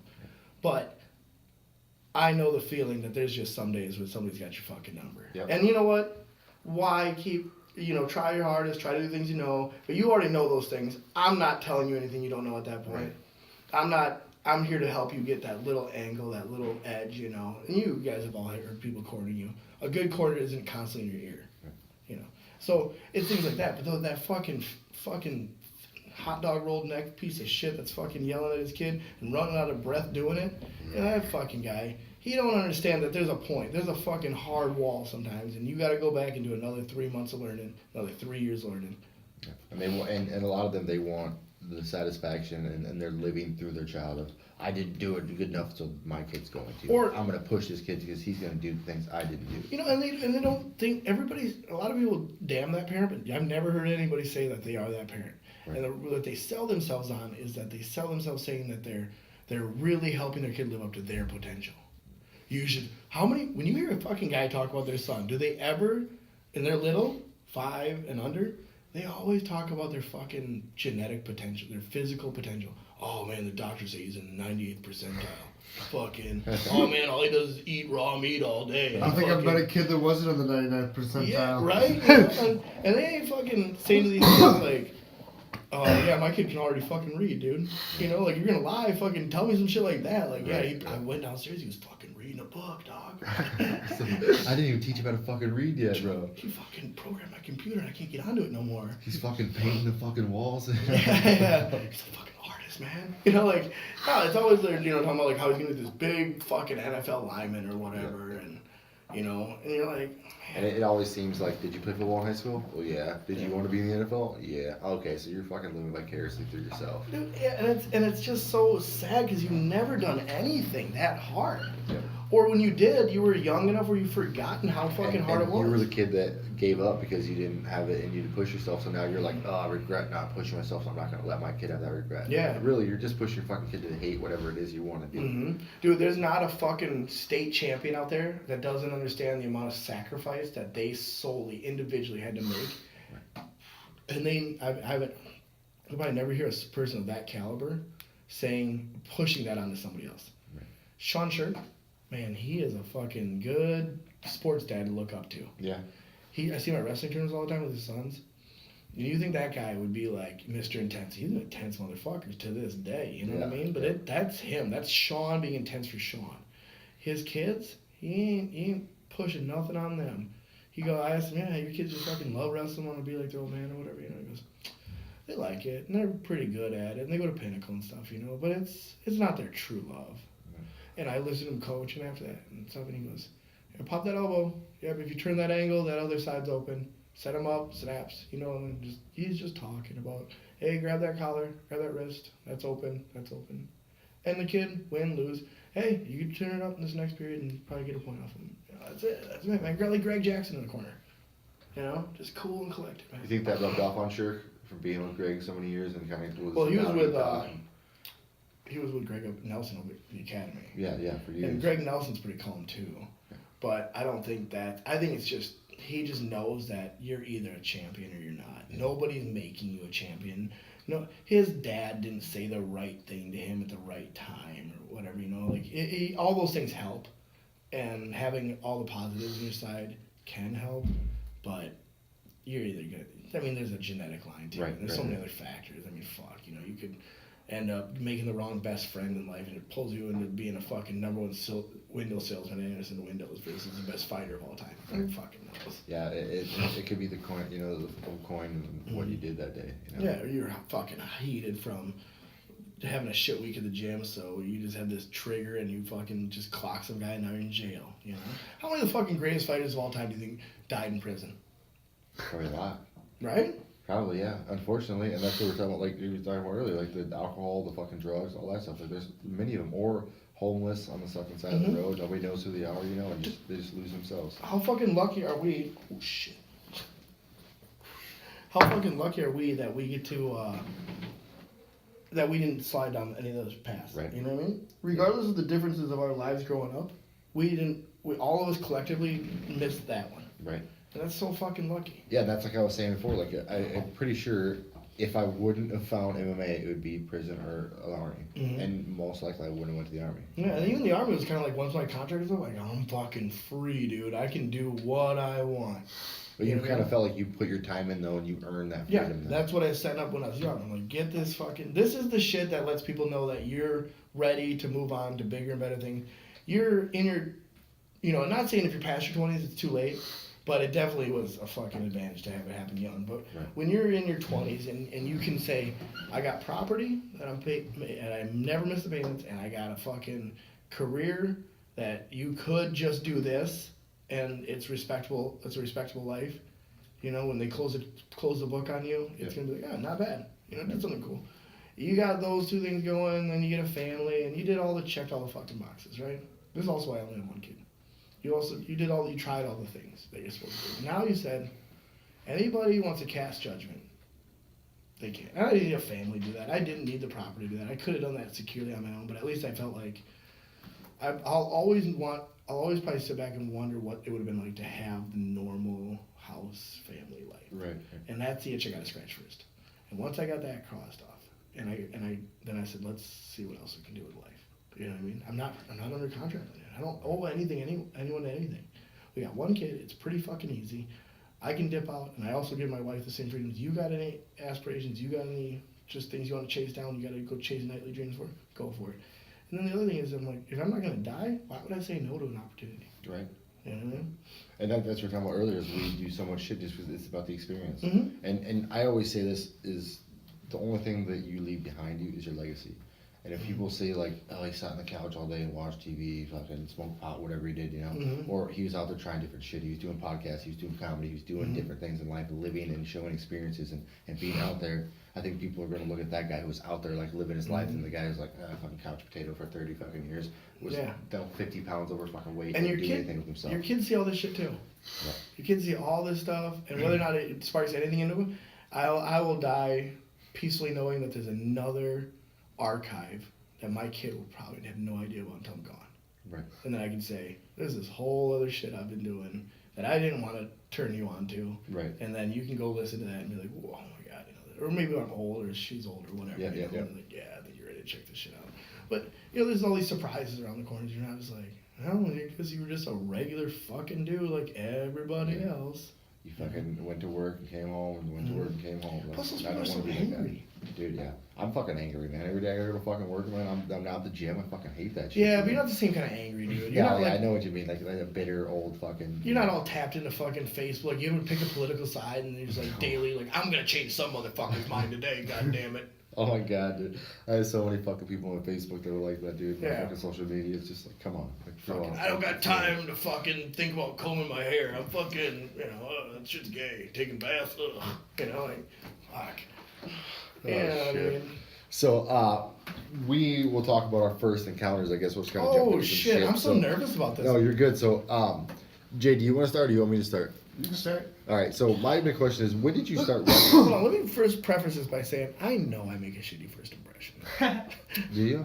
I think so. Yeah, probably. Yeah. No, I'm just I kidding. think this is where this is going. It might be for Jay. This is a but- small room. I don't. You guys are gonna kill me in the small room. When it No, comes well, out. I was just wondering what you remember from your first impression of me, and I remember, because I was just wondering if you were in the commission or if you were. Dude, I literally thought you fucking opened a fucking overhead garage door and just fucking cracked a beer and told your friends, let's fucking do this. That was your. It wasn't my garage, but that's basically what we did. Yeah. So I was kind of spot on, huh? Yeah, The yeah. crew you're hanging with, I'm like, these guys just fucking look for reasons to fucking be mad at some other gym from across the state. Yeah, And yeah. fucking bang it out in the cage somewhere. Yeah, dude, we had that. That was Yeah. exactly it. So when do you remember like first seeing us? When were you first on the commission? And from the very beginning? Dude, you're one of the 2018? fucking OGs though. I mean, Oh yeah, I was fighting 3 years before that commission. Well, I was already at a jiu-jitsu MMA gym where you saw people who were like not doing that already. Right. You know, they had ventured on to learning it as a game where Yeah, points are established. And, you know, money is a prize and everything. They're not just fighting to fight. Yeah. And so there was a little bit of like, why are you doing such a fucking risk-taking thing with absolutely like no preparation for it other than like you know you're tough enough to go through the worst of it. Right. Like that'll come too, but why are you doing this? You know, and it's just kind of like these goofs aren't taking it seriously. Right. For the consequences that are on the line, you're not looking to see like some of this shit could fucking, dude. Look at Dan Kaiser. Yeah. You know what I mean? That shit can just happen. Yeah. To anybody. So when you're just clowning with your friends in the garage, that shit can happen every day in the garage. Right. You know, bouncing a fucking paint can. Yeah. Well, when we started though, the weird thing is that a lot of those gyms you're talking about were that. But what Yeah. we did is we actually trained. We actually had jiu-jitsu. We actually did. You know, we weren't just guys who came in and we Okay. always talk about how we sparred and we beat the hell out of each other. But back then we didn't know that wasn't what it was because you see boxing gyms, you see boxers go at it, and you know we used to come to 4th Street and we train with the boxing guys, and the boxing guys would beat the hell out of each other. And so we're like, oh fuck, well that's how they See, spar. That's how you get good to The spar first stand thing up. I noticed when I walked in that gym was all the fucking shaky old guys who told you the same story 3 times in a row.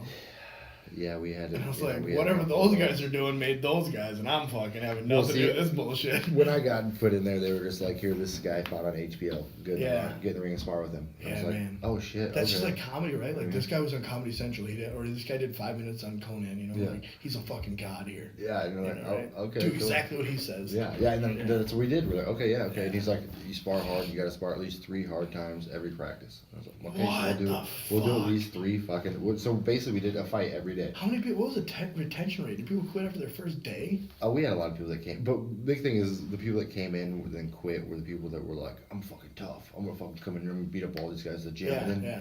Well, yeah. And then like, we have like high school wrestlers, college wrestlers, and guys that actually were like, I don't know where to fucking go after this. What do I do? And like, well, this is basically our outlet right now, and that's what we do. There's a And pro so wrestling a lot of dog. guys, this kind of guys enjoyed that. So we had a mix, but a lot of times it was just guys who were either like me, were trouble, and were either getting in trouble for fighting and shit and growing up, or guys that were like out of college wrestling, like Logan Clark, like.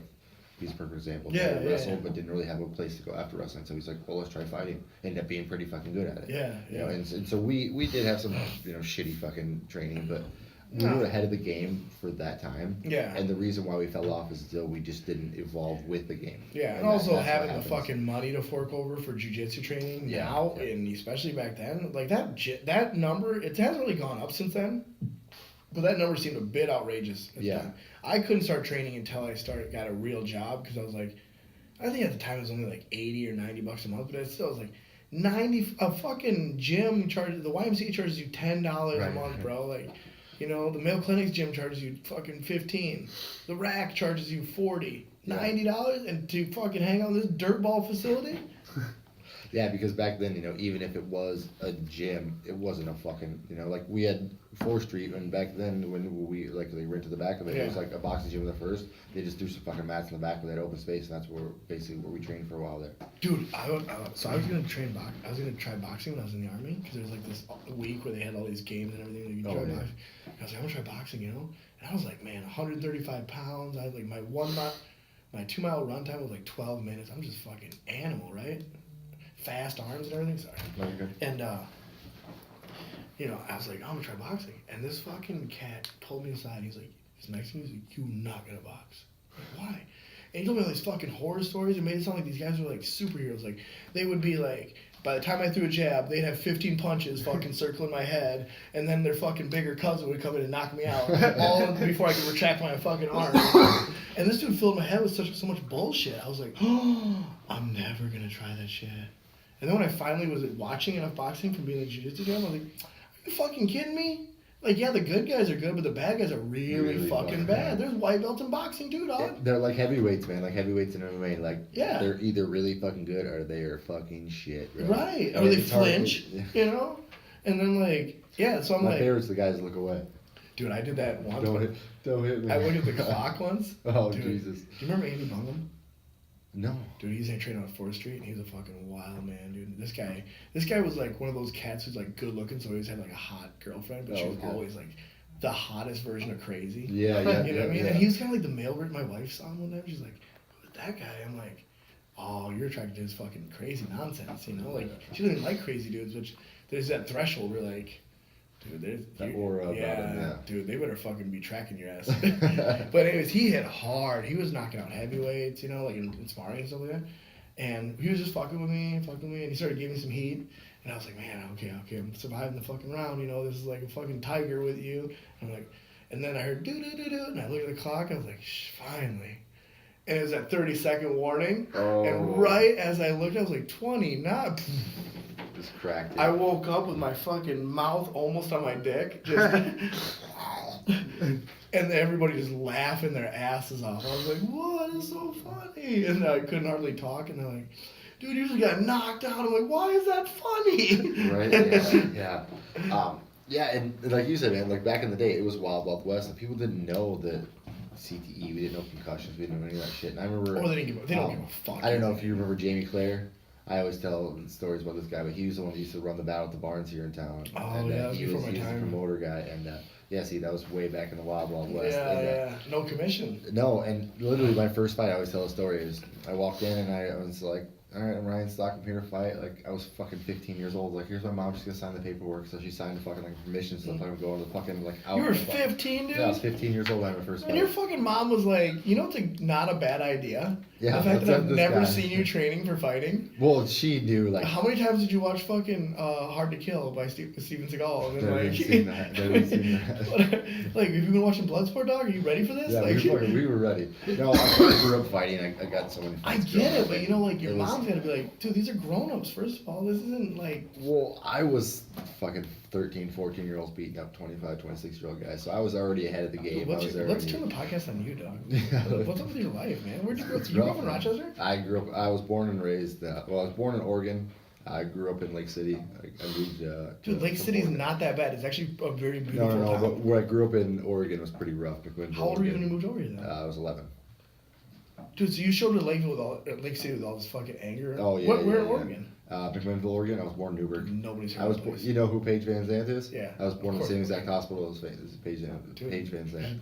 You should tweet that shit. See, what's up, Paige? Yeah. My girlfriend would like that, but dude, her husband would be crazy about it too. But there's a lot of hurdles we got to cross, but you know what I'm saying? Yeah, no, Oregon, and then I moved here, and I had a real rough. Was it like one of those methy towns? Yeah, we grew up in a fucking trailer park where, you know, it was 10 white families out of the 50 families. They were either black or white. Were you just like mad at the situation, or do you remember being mad at something in particular? I just remember being like a lost kid, and I had severe ADHD and shit, and I was kind of a little bit lost. My dad wasn't really in the picture. He was he had a pretty bad drug Like, so that's addiction. interesting, because when you say lost, like, I'm thinking of, like, the privileged version of being lost, where you just don't give a fuck. You're like, I'm No, just I gonna just- fucking play Genesis. I was like, I had such ADHD. I had a learning disorder. Same, Like, I but felt I mean, like I like, was out of like I was where the out of a an- loop. And Yeah. Is the anger just from being, like, it's from being outcasted when I was a kid, and like when I go to school, I couldn't really read that well, and I was so doped up on medicine and shit that like I was still like a zombie basically most of the time. And so a lot of times I'd be in school, and people would be like, "Who the fuck's this retard?" You know, and then they'd pull me out of class and to go to the special class, and I'd come back to class halfway through, like, "Well, where was this fucking idiot?" Yeah, And the other kids are kind of poking fun at me, and so I remember I told Jay this when we did our podcast because I did one about me and my whole life, and I would. When I moved from Oregon to Minnesota, I remember telling myself, like, I'm never going to get picked on again. I'm never going to get fucking bullied again. And I had all that animosity from being picked on from being so young, and that just kind of carried on and getting older. And finally, when I lost my dad at 14 to a drug overdose. And after that, I figured out that I needed to find something new to change my life. And MMA was something that me and my dad really got into and really were loving. And my dad always grown up with fighting and taught me how to fight and box and shit like that. So it was something that I kind of found out. And I told him, I'm like, I want to do this. I want to do this in my life. And if I don't, I think again I'm gonna end up in prison or dead. Is where I was at in life. And dude, that's such a fucking like deep thought at 14. You know? I mean, for real, dude. I was just like, how do I get a chick to let me finger bang her? That's something I need to fucking work on. And luckily though, man, That's my mom was so grounded, and she always had my back so much because my dad was gone, and she was always like, "Don't be that, don't do that, don't let this happen to you." And it was just one of those things. Dude, working double duty, man. Yeah. She's trying to give you all the hugs, but also trying to be like, and you gotta fucking 2-3-time jobs. You gotta be tougher than that. You gotta fucking not let your anger own you and shit. And like trying to. And that's why she let me do MMA, because she realized she probably was like more emotional than she wanted to be, and didn't want to let you see that side. She had to be the fucking hard ass. Yeah, and she was both. You know, she was the mom and the dad, and the dad. You know, and so she'd have to be cuddling, but then also like, don't fucking get in trouble in fights anymore. You know, you need to stop doing this shit. And finally, it was like, this is my outlet. This is what I'm gonna do, and this is gonna change me. Yeah. And she was like, all right, let's try it. And basically, I went out for a few weeks to see if it worked, and. There's a different level of anger that makes you go, I don't care that you're gonna hurt me in this situation. The fact that I just get to impose pain on you. Right. You know, like that's the thing. Like if you grow up well, you don't have that. You know, and for the most part, you shouldn't. Yeah. You know, but yeah, that's some shit. Like yeah, everybody feels. I think that's why I hate that shit about like every fucking buddy. When they talk about growing up, oh, I was never really belonging in a clique. I was always an outsider. I was always one of the geeks. Like, nah, dog. You don't. Yeah, you don't know what it's really like. Like, I luckily when I moved to Lake City, you didn't grow all handsome and shit and fucking angry, you know? Like, I remember I had fucking buck teeth, I remember at one point, I didn't even know what it was, but I had fucking warts all over my hands and shit, and just used to pick on me for everything. Dude, I didn't fight when I was a kid because I was angry. I was fought with kids because I thought it was fucking cool. Yeah. I was like, fighting is fucking fun. And it's funny because growing up, I always thought it, my dad would we'd be at a party or a birthday party or something, my dad would fucking start smacking somebody around, or somebody get cocky with my dad, he'd fucking put him in place, so I was always like, God, he shouldn't be that guy. And then all of a sudden, you know, I started turning into that guy. So you had an example of how to be violent though. Yeah, and I had an example of what not to do, drugs, violence, all that shit. I was wishing, man, I wish I could see my dad kick the shit out of somebody one time, you know? I'll tell the same story, and if any of my listeners have heard it, I was fucking 8 years old, 9 years old, my fucking dad beat up my best friend's dad. What? Yeah, right. Why?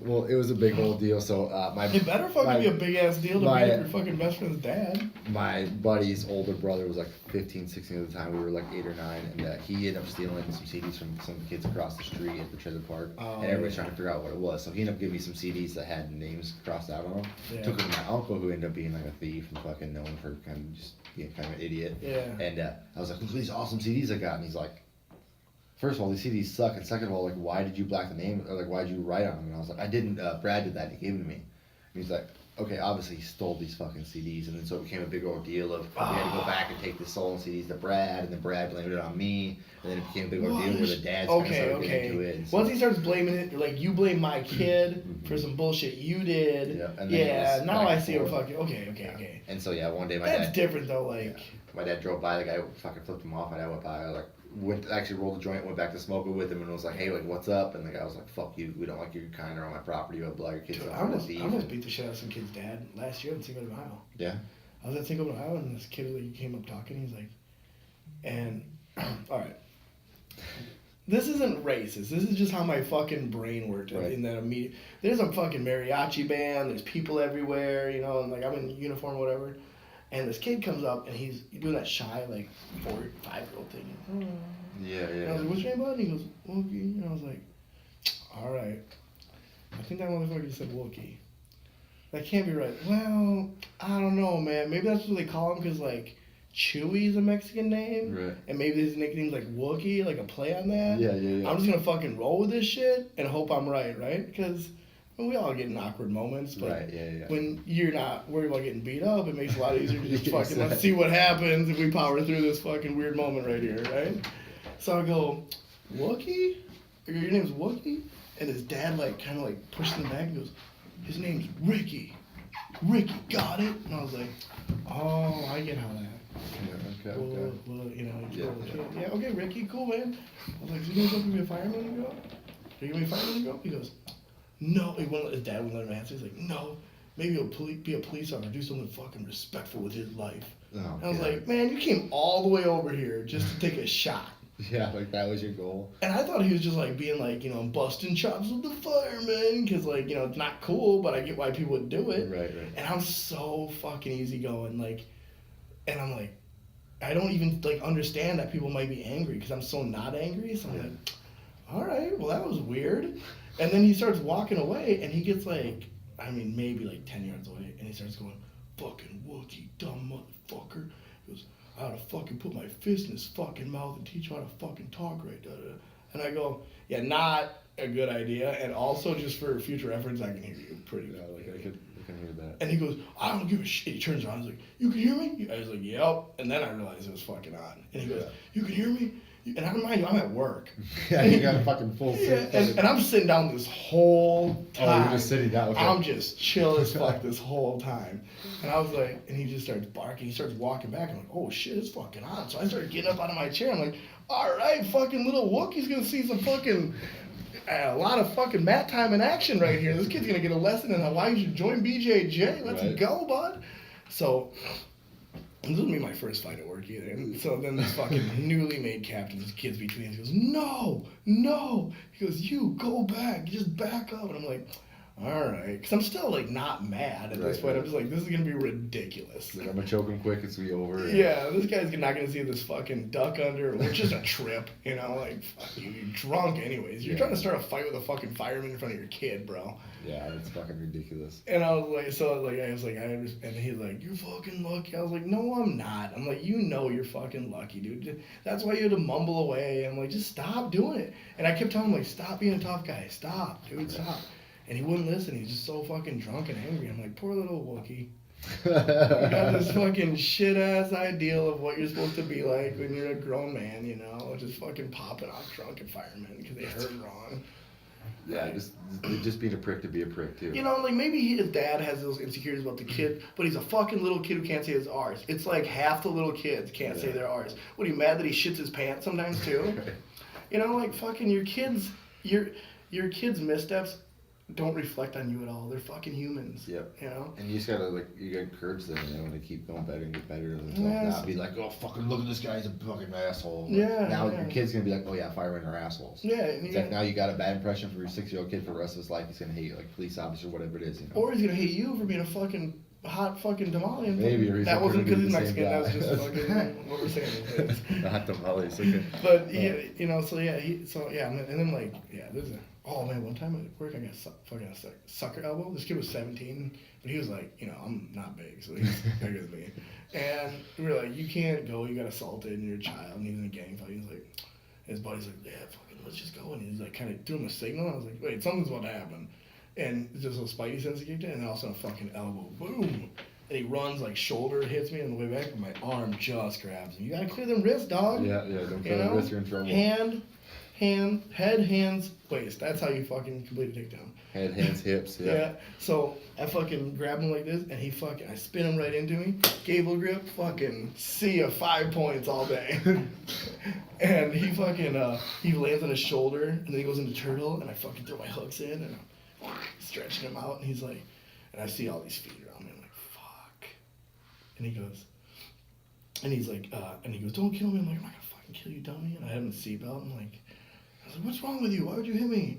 And I'm like, saw those feet. I'm like, those feet are all cameras. I'm like, they're seeing me being super controlled, actually. Right, yeah. And then I saw like boots, and I'm like, looked up, and this cop's. I'm like, you didn't do something? He's like, you're under control. I'm like, what do I do from here?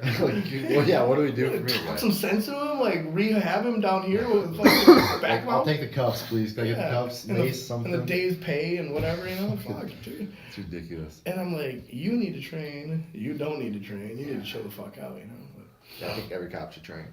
Oh yeah, for sure. If you're gonna be a cop, that's actually mandatory. Your first 6 months should be training. Yeah, I don't think everybody should train. No. But if you're gonna be a cop, you should train. Yeah, because there's other people's lives on the line. Like your family could be saved a lot of fucking heartache from jiu-jitsu. You could be saved a lot of headache from jiu-jitsu, and somebody could be alive in jail to serve their time because of jiu-jitsu. Yeah, again, it comes back to one of those things: is you got to be comfortable in uncomfortable situations. You got to be able to flourish in that chaos and be able to be calm in that situation. I just heard from a cop yesterday that for every $100 the police department invests into the combatives training, to hire a BJJ coach, to hire and no striking coaches, just wrestling and BJJ coaches. For every $100 they invest, the department saves $1,000 in lawsuits. Yeah, that's a 10-to-1 return. Duh. Yeah, and I don't understand why it wouldn't be mandatory for them to, especially with how popular it is now and how evident it is that it works across the board. I'm sorry, some of these big ass fucking dudes are scary, and I'd like to take, if I was a cop and and by the way, I'm armchair quarterbacking the fuck out of the situation. But I'm like, I'm hopefully thinking taser, shit, that didn't work.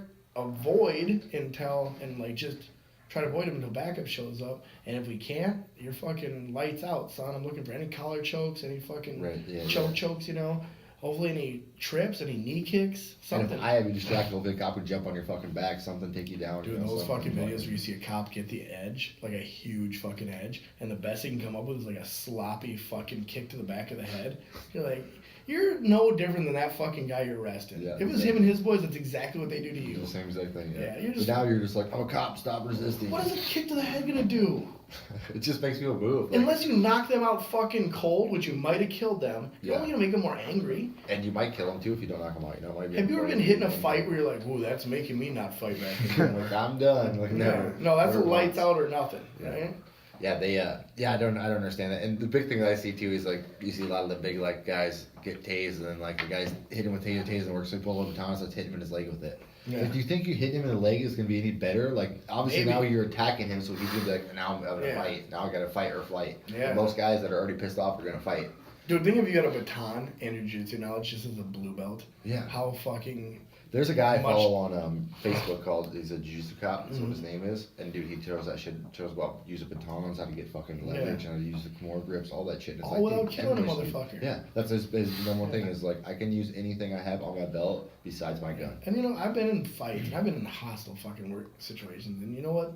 The more training you have in the flurry of a sparring session, the more apt you are to hide yourself in an emergency situation where you don't have time to think, you can only react. Because your brain's so used to figuring shit out in that fast moment. Yep. You know what I mean? And just at the drop of a hat, anytime somebody grabs one wrist here, you know what to do. You know that he grabs the counter to that, to do that, and you're always, and as to where, a regular cop, somebody grabs the wrist, they're like, don't touch me. Yeah. Just start. Why did you break the wrist and fucking pull him, do a pass by, next thing you know, you're on his back, he's on the ground. Yeah. If your natural reaction is to roll and arm drag, or roll and fucking grab their hips. You know what I mean? Just close that distance. If you got a fucking good grip around their low spine, you can just do a simple, pressure takedown, Yeah, bend them right in half. So, Jay, you have a first encounter you want to get into. We'll get into that. Oh, yeah, I was just going to tell the first story about... Wait. You never told me what your first impression was. I don't remember the first impression. That's what I was asking you. Oh, I got CTE. Because I remember seeing you had a beard back in the day. You were with the commission. I remember seeing you every now and then, But I don't remember the first time. And I was wondering if you ever reffed any of my fights. But I think you were... No, I wasn't reffing at that point. I don't think I've ever actually been there when you're fighting. Yeah, that's what I was wondering. I was wondering if you'd actually seen me fight. I've seen you do more jiu-jitsu than I've seen. Yeah, a lot of jiu-jitsu. Mm-hmm. And we train together and stuff. So and if you want to call it training, it was pretty one-sided. The gym you train at pretty regularly is that MTT Minnesota top team. That's your regular gym then. Yeah. Because you bounced around a little bit. Dude, I wish I wasn't hurt. When I came down here, I'm all banged up from that fucking month of training.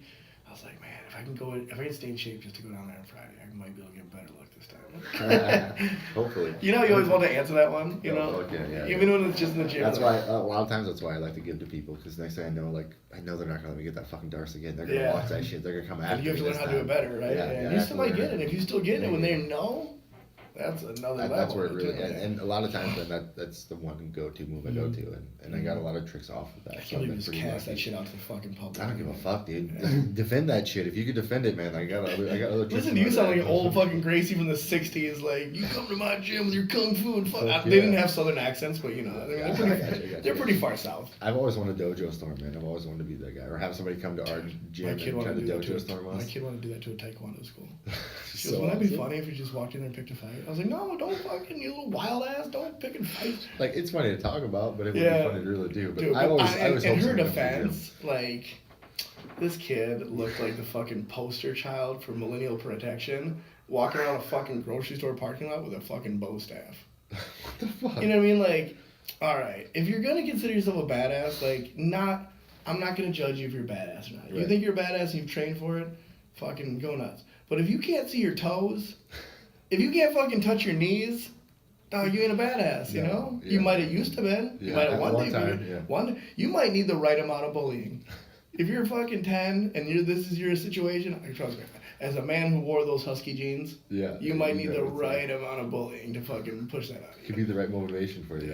Yeah. Not too much. Not the fucking 24/7 e-bullying, no. Just that uncle who calls you a fat fuck and kind of slaps you around a little bit. There's nothing you can do. But one day you're gonna kick his ass. Like one day I can't wait to beat Uncle Marty's ass. Yeah, that drunk fat fuck. So Jay, where's your encounter, Jay? So my first encounter with you was at my second fight. My huge hog hanging out of my pants. Pretty much. You put it on my shoulder and you said it's okay. You just got your ass kicked.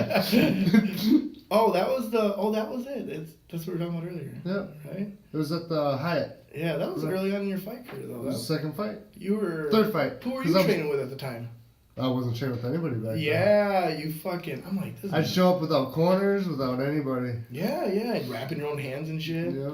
Actually, I think Dan Kaiser wrapped my hands for that fight. Having a loose idea of the rules. Why, man? What is the deal with you guys? Just being like, I don't need any... You guys both fought at a period. You definitely know that training camps help. Yes.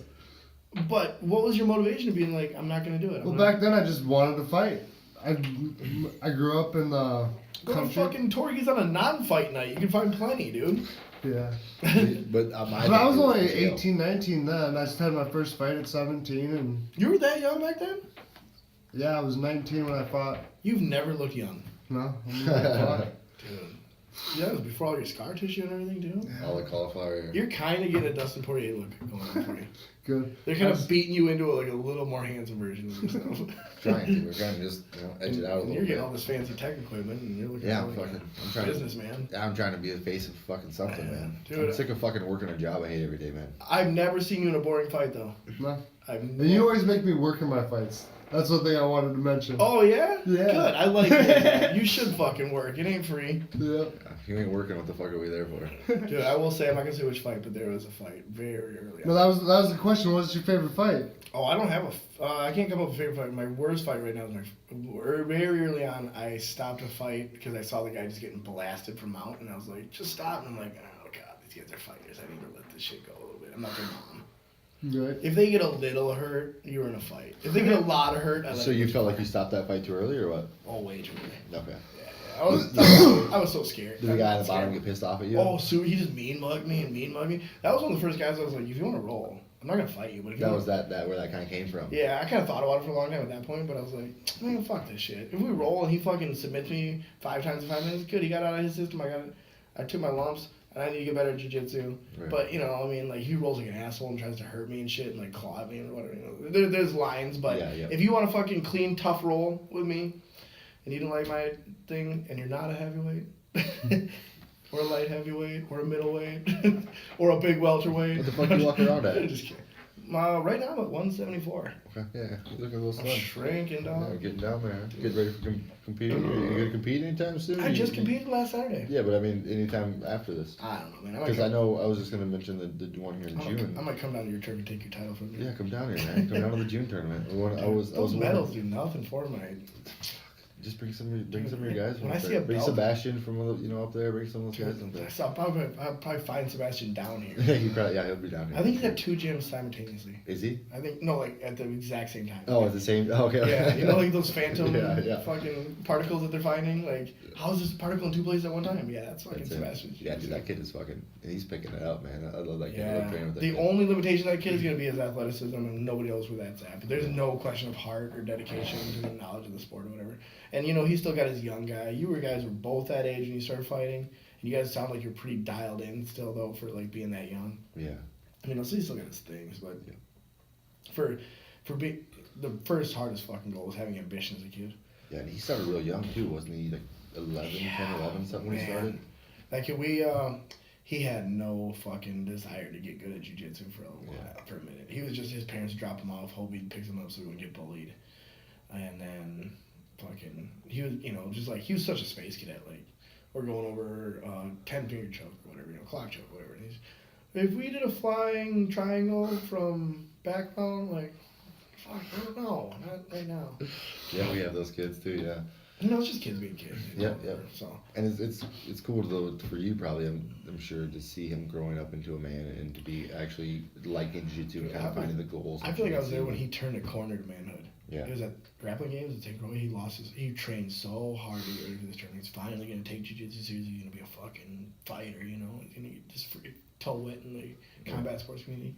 And he goes out there and this kid has 30 pounds on him and whatever. And he just gets smothered. And his like, you can see his anxiety what cost him the match. Yeah. And he stormed off the mats and just walked in the hallway and was just alone. And they're, you know, you got another match coming up. Right. And I went out there and I was like, all right, you don't have to go compete anymore today. You tried it out, but you also can't compete again. Like, this just isn't your thing. Competitive jiu-jitsu can be something you do as a hobby or whatever, but this isn't your thing if you can't get past this hurdle right now. Right. I'm not saying it as a challenge, I'm just saying this is how it is. And then he just turned around, walked back in there, and won the rest of his matches that day. Including a rematch with that kid because of the way the tournament back Yep. he won all his matches that day.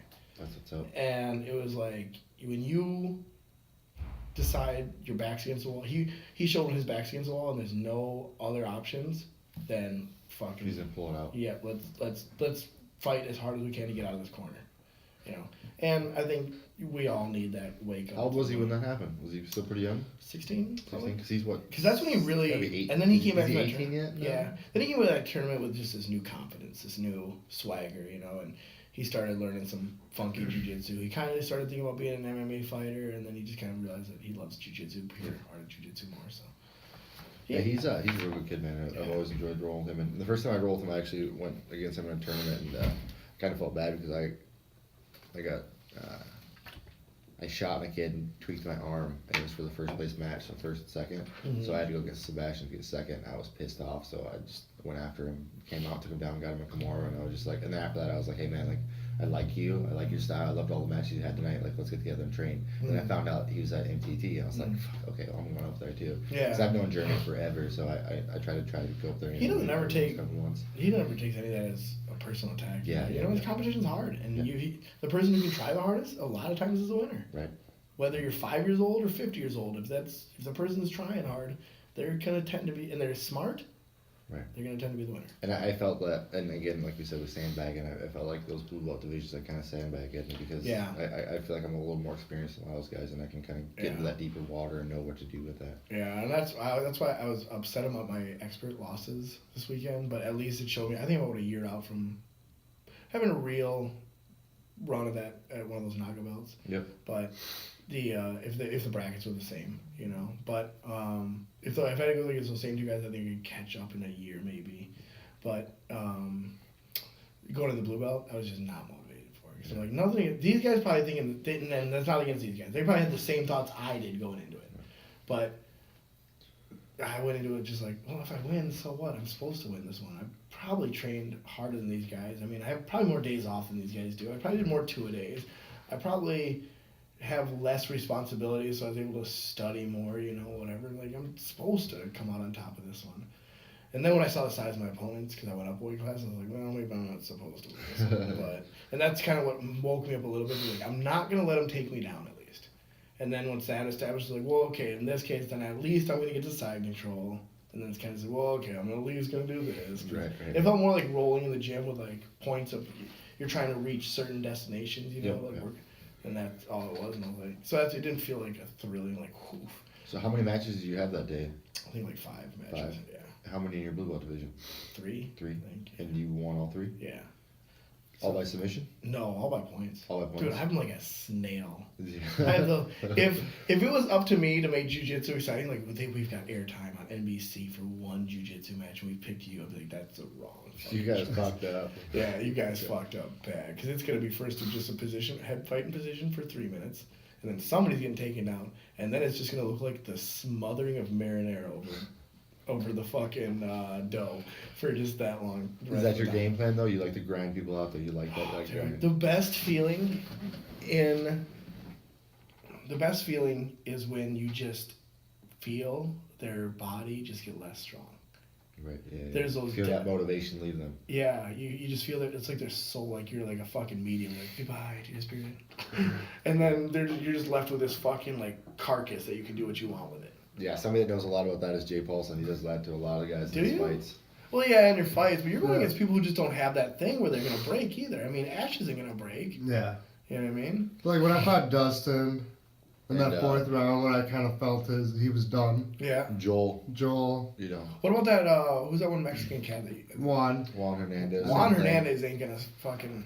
The stop. second time I fought him in that 4th round, I saw that he was done. He broke You think it. that's because you already beat him once and he realized that he wasn't beating you on points and it was just kind of like. And I was just dragging I was just wearing him down. And you think he was just like, rounds. well, you think he was done, or do you think he was like one of those like I was talking about earlier, where he's just like, there's nothing I'm gonna learn right now to make me come out on top. I think he knew that I had him beat. Yeah, he just had his number that day. That's what I'm saying. Like Yeah. not like I just can't fight anymore. Just Yeah. like. I think he was just pointless. exhausted because Yeah. like his hands were down, he couldn't breathe anymore. And Yeah. that's when I You- started boxing him up. Yeah, you know what I'm saying though. Like, where it's not like so much like he's just like. It's not that he didn't want to. It's just Yeah, like he I just don't think realized like physically today's could. not the day, so. Yep. We're kind of it's a futile effort from this point, but he's a good cat too. Yeah. Yeah, he's a nice guy. There's a lot of Tony Martin. He started fighting. Remember Tony Martin? Yep. We don't talk about. He must have started fighting around the same time you did. Did he? 2000. I think my first fight was in 2009. Yeah, that would have been about the exact same time as his first fight. He's fighting at the UFC June 29th. Coming up, yeah, we're gonna try to get him on the podcast. Do We're it. gonna do an interview with him and stuff. So. Yeah, We were trying to get we actually signed up trying to get UFC credentials for the media days and stuff, but Yeah. they didn't pass us. So No, it's they We super weren't hard to important get. enough. Yeah. The and plus there's such a major. But we know a guy backstage now, so. Yeah. Oh yeah. I'm like who? Oh yeah, me. The Are you guys going? I think so. Yeah, I think Dude, we're gonna try to go. Get I went to I sat on the second tier in St. Louis. I drove down to St. Louis with the whole family. Nice, like grandpa, kid, the whole thing, you know. And we drove down there and went and watched the cards in St. Louis. And if you sit second tier, I think those are good seats too. Yeah. Those are just fine. We could hear Paige's arm break. Ooh. Yeah, like it was that good, you know. That double choice Jeremy Stevens fight we saw, Yeah. you know, you could see the whole thing unfold. Yeah, I went in And looking 2008 down when into the it cage was is kind of a nice view, and it's gonna be probably $100 a ticket. I think that's worth it for. Yeah, it's not gonna be bad. No, I think that's definitely worth it. Yeah, and I think we're gonna try to get a bunch of people from the gym to go as a big group too. So. Yeah, you gotta get on it though. Yeah. For the tickets become We're sparse. trying to get on them. I think me and Jay are just gonna end up buying, just like what we did. Dude, Stand yeah. up. As soon as we see it, we're gonna have fun. You can't wait for all these fucking on the fence wishy-washy people. You Yeah. gotta get like today is the day. That you like the next 10 minutes. You gotta tell me Right. solid yes or no. Yeah. And then because otherwise you'll be like sit on 3 tickets that you're like, well, you're supposed to fucking get these, but now you have a legit excuse, you know. Right, but- for sure.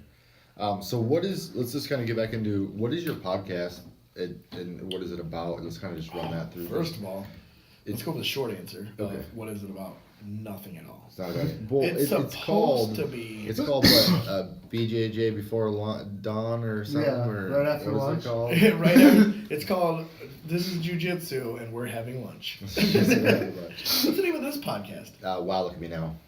Wildcats Are Now? Wow, look at me now. Where did that name come from? Honestly, it took. You should have a it was helicopter lot that of kind of fucking, name. It name. took a lot of fucking. Wow. I got picked on a lot for it. And just basically it's because if you think about where I came from and now where I'm at now, and like trials and tribulations of life, that basically what this podcast is about. And the reason why it kind of stuck out is because me and Jay were kind of talking, and when we were doing his podcast, he actually like, and I had the name already, but he was like kind of talking about. I was like, wow, like I can't believe where I'm at now. I was like, well, that's exactly why we do this because I want to bring up the past and kind of see what everybody's gone through, and then figure out where you're at now. I'm like, wow, I can't believe that I was just this nerdy fucking kid who got picked on. Y'all tricked me to sit here. Y'all tricked me to sit here in a therapy session. Yeah. It's slowly a therapy session. What were we talking about before this? Your podcast. Oh yeah, Jiu-Jitsu After Dark. It's just basically like how I'm talking here. Yeah. Without so many questions. Yeah. I mean, we've had a whole podcast that just covered movies. Okay. It's That's just what I whatever. say. Do you guys have topics? It's John and I drinking. It's two guys who needed an excuse to go drinking, so we just didn't feel like two guys who were just taking a night out of the week to go drinking. Right. And when I say drinking, I mean like 2 beers and a shot. Yeah. Because you gotta train the next morning. So priorities. It is nice, isn't it? It keeps you healthier because you're like, does. I can't. And I love when people are like, "You're not gonna go out with us." Like, no, dude. Like, I stopped drinking a few years ago. Now I don't drink. First of all, you seen how much those hot geese are? I mean, shit. I got drinking money. Yeah, I have fucking beer. I mean, buying fucking 6 beers a night. I can buy a geek. Speaking of drinking money, what time is it? Anyway, shit, it's 9 o'clock. Jiu-Jitsu After Dark. I gotta wrap this shit up. So. No, yeah, you're good. No, you're good. Jiu-Jitsu After Dark. Instagram, look us up. We gotta give you the idea. Podcast, it's just us fucking rambling on. We are, the three of us, going to Doug Stanhope. Yeah, we are going to go to Doug Stanhope. That's coming up. What day is that? 22nd. 22nd, so, yeah. If the fans of your show see us out and about, talk to us. Talk to us. A good opener is telling me how the most hilarious thing I've said. Yeah, that helps for us too. How much I've enlightened you and changed your mind with my humorous ways. Yeah. There you go. So I've got so much more to say about being a ref too. This sucks. We'll have to do a part 2. We'll do another one. We'll do a part 2 for sure. Then we'll come back after Stanhope. Yeah. So we can get the lowdown on Stanhope. After Stanhope, we'll have to do our I'm all drunk in the lasso of truth and just fucking get in trouble. No, we won't do it that night. We'll do it a week or so after that. We might do it that night. We might just. I'll bring my fucking recorder. We'll see if we get Doug. We might party. I was just saying, I'd give up sobriety to party with Doug. Dude, there's gonna be some wildcats out there. If Doug's there and we're partying, I'm partying. Logan's gonna be out. I'm sure somewhere in the midst of downtown Rochester.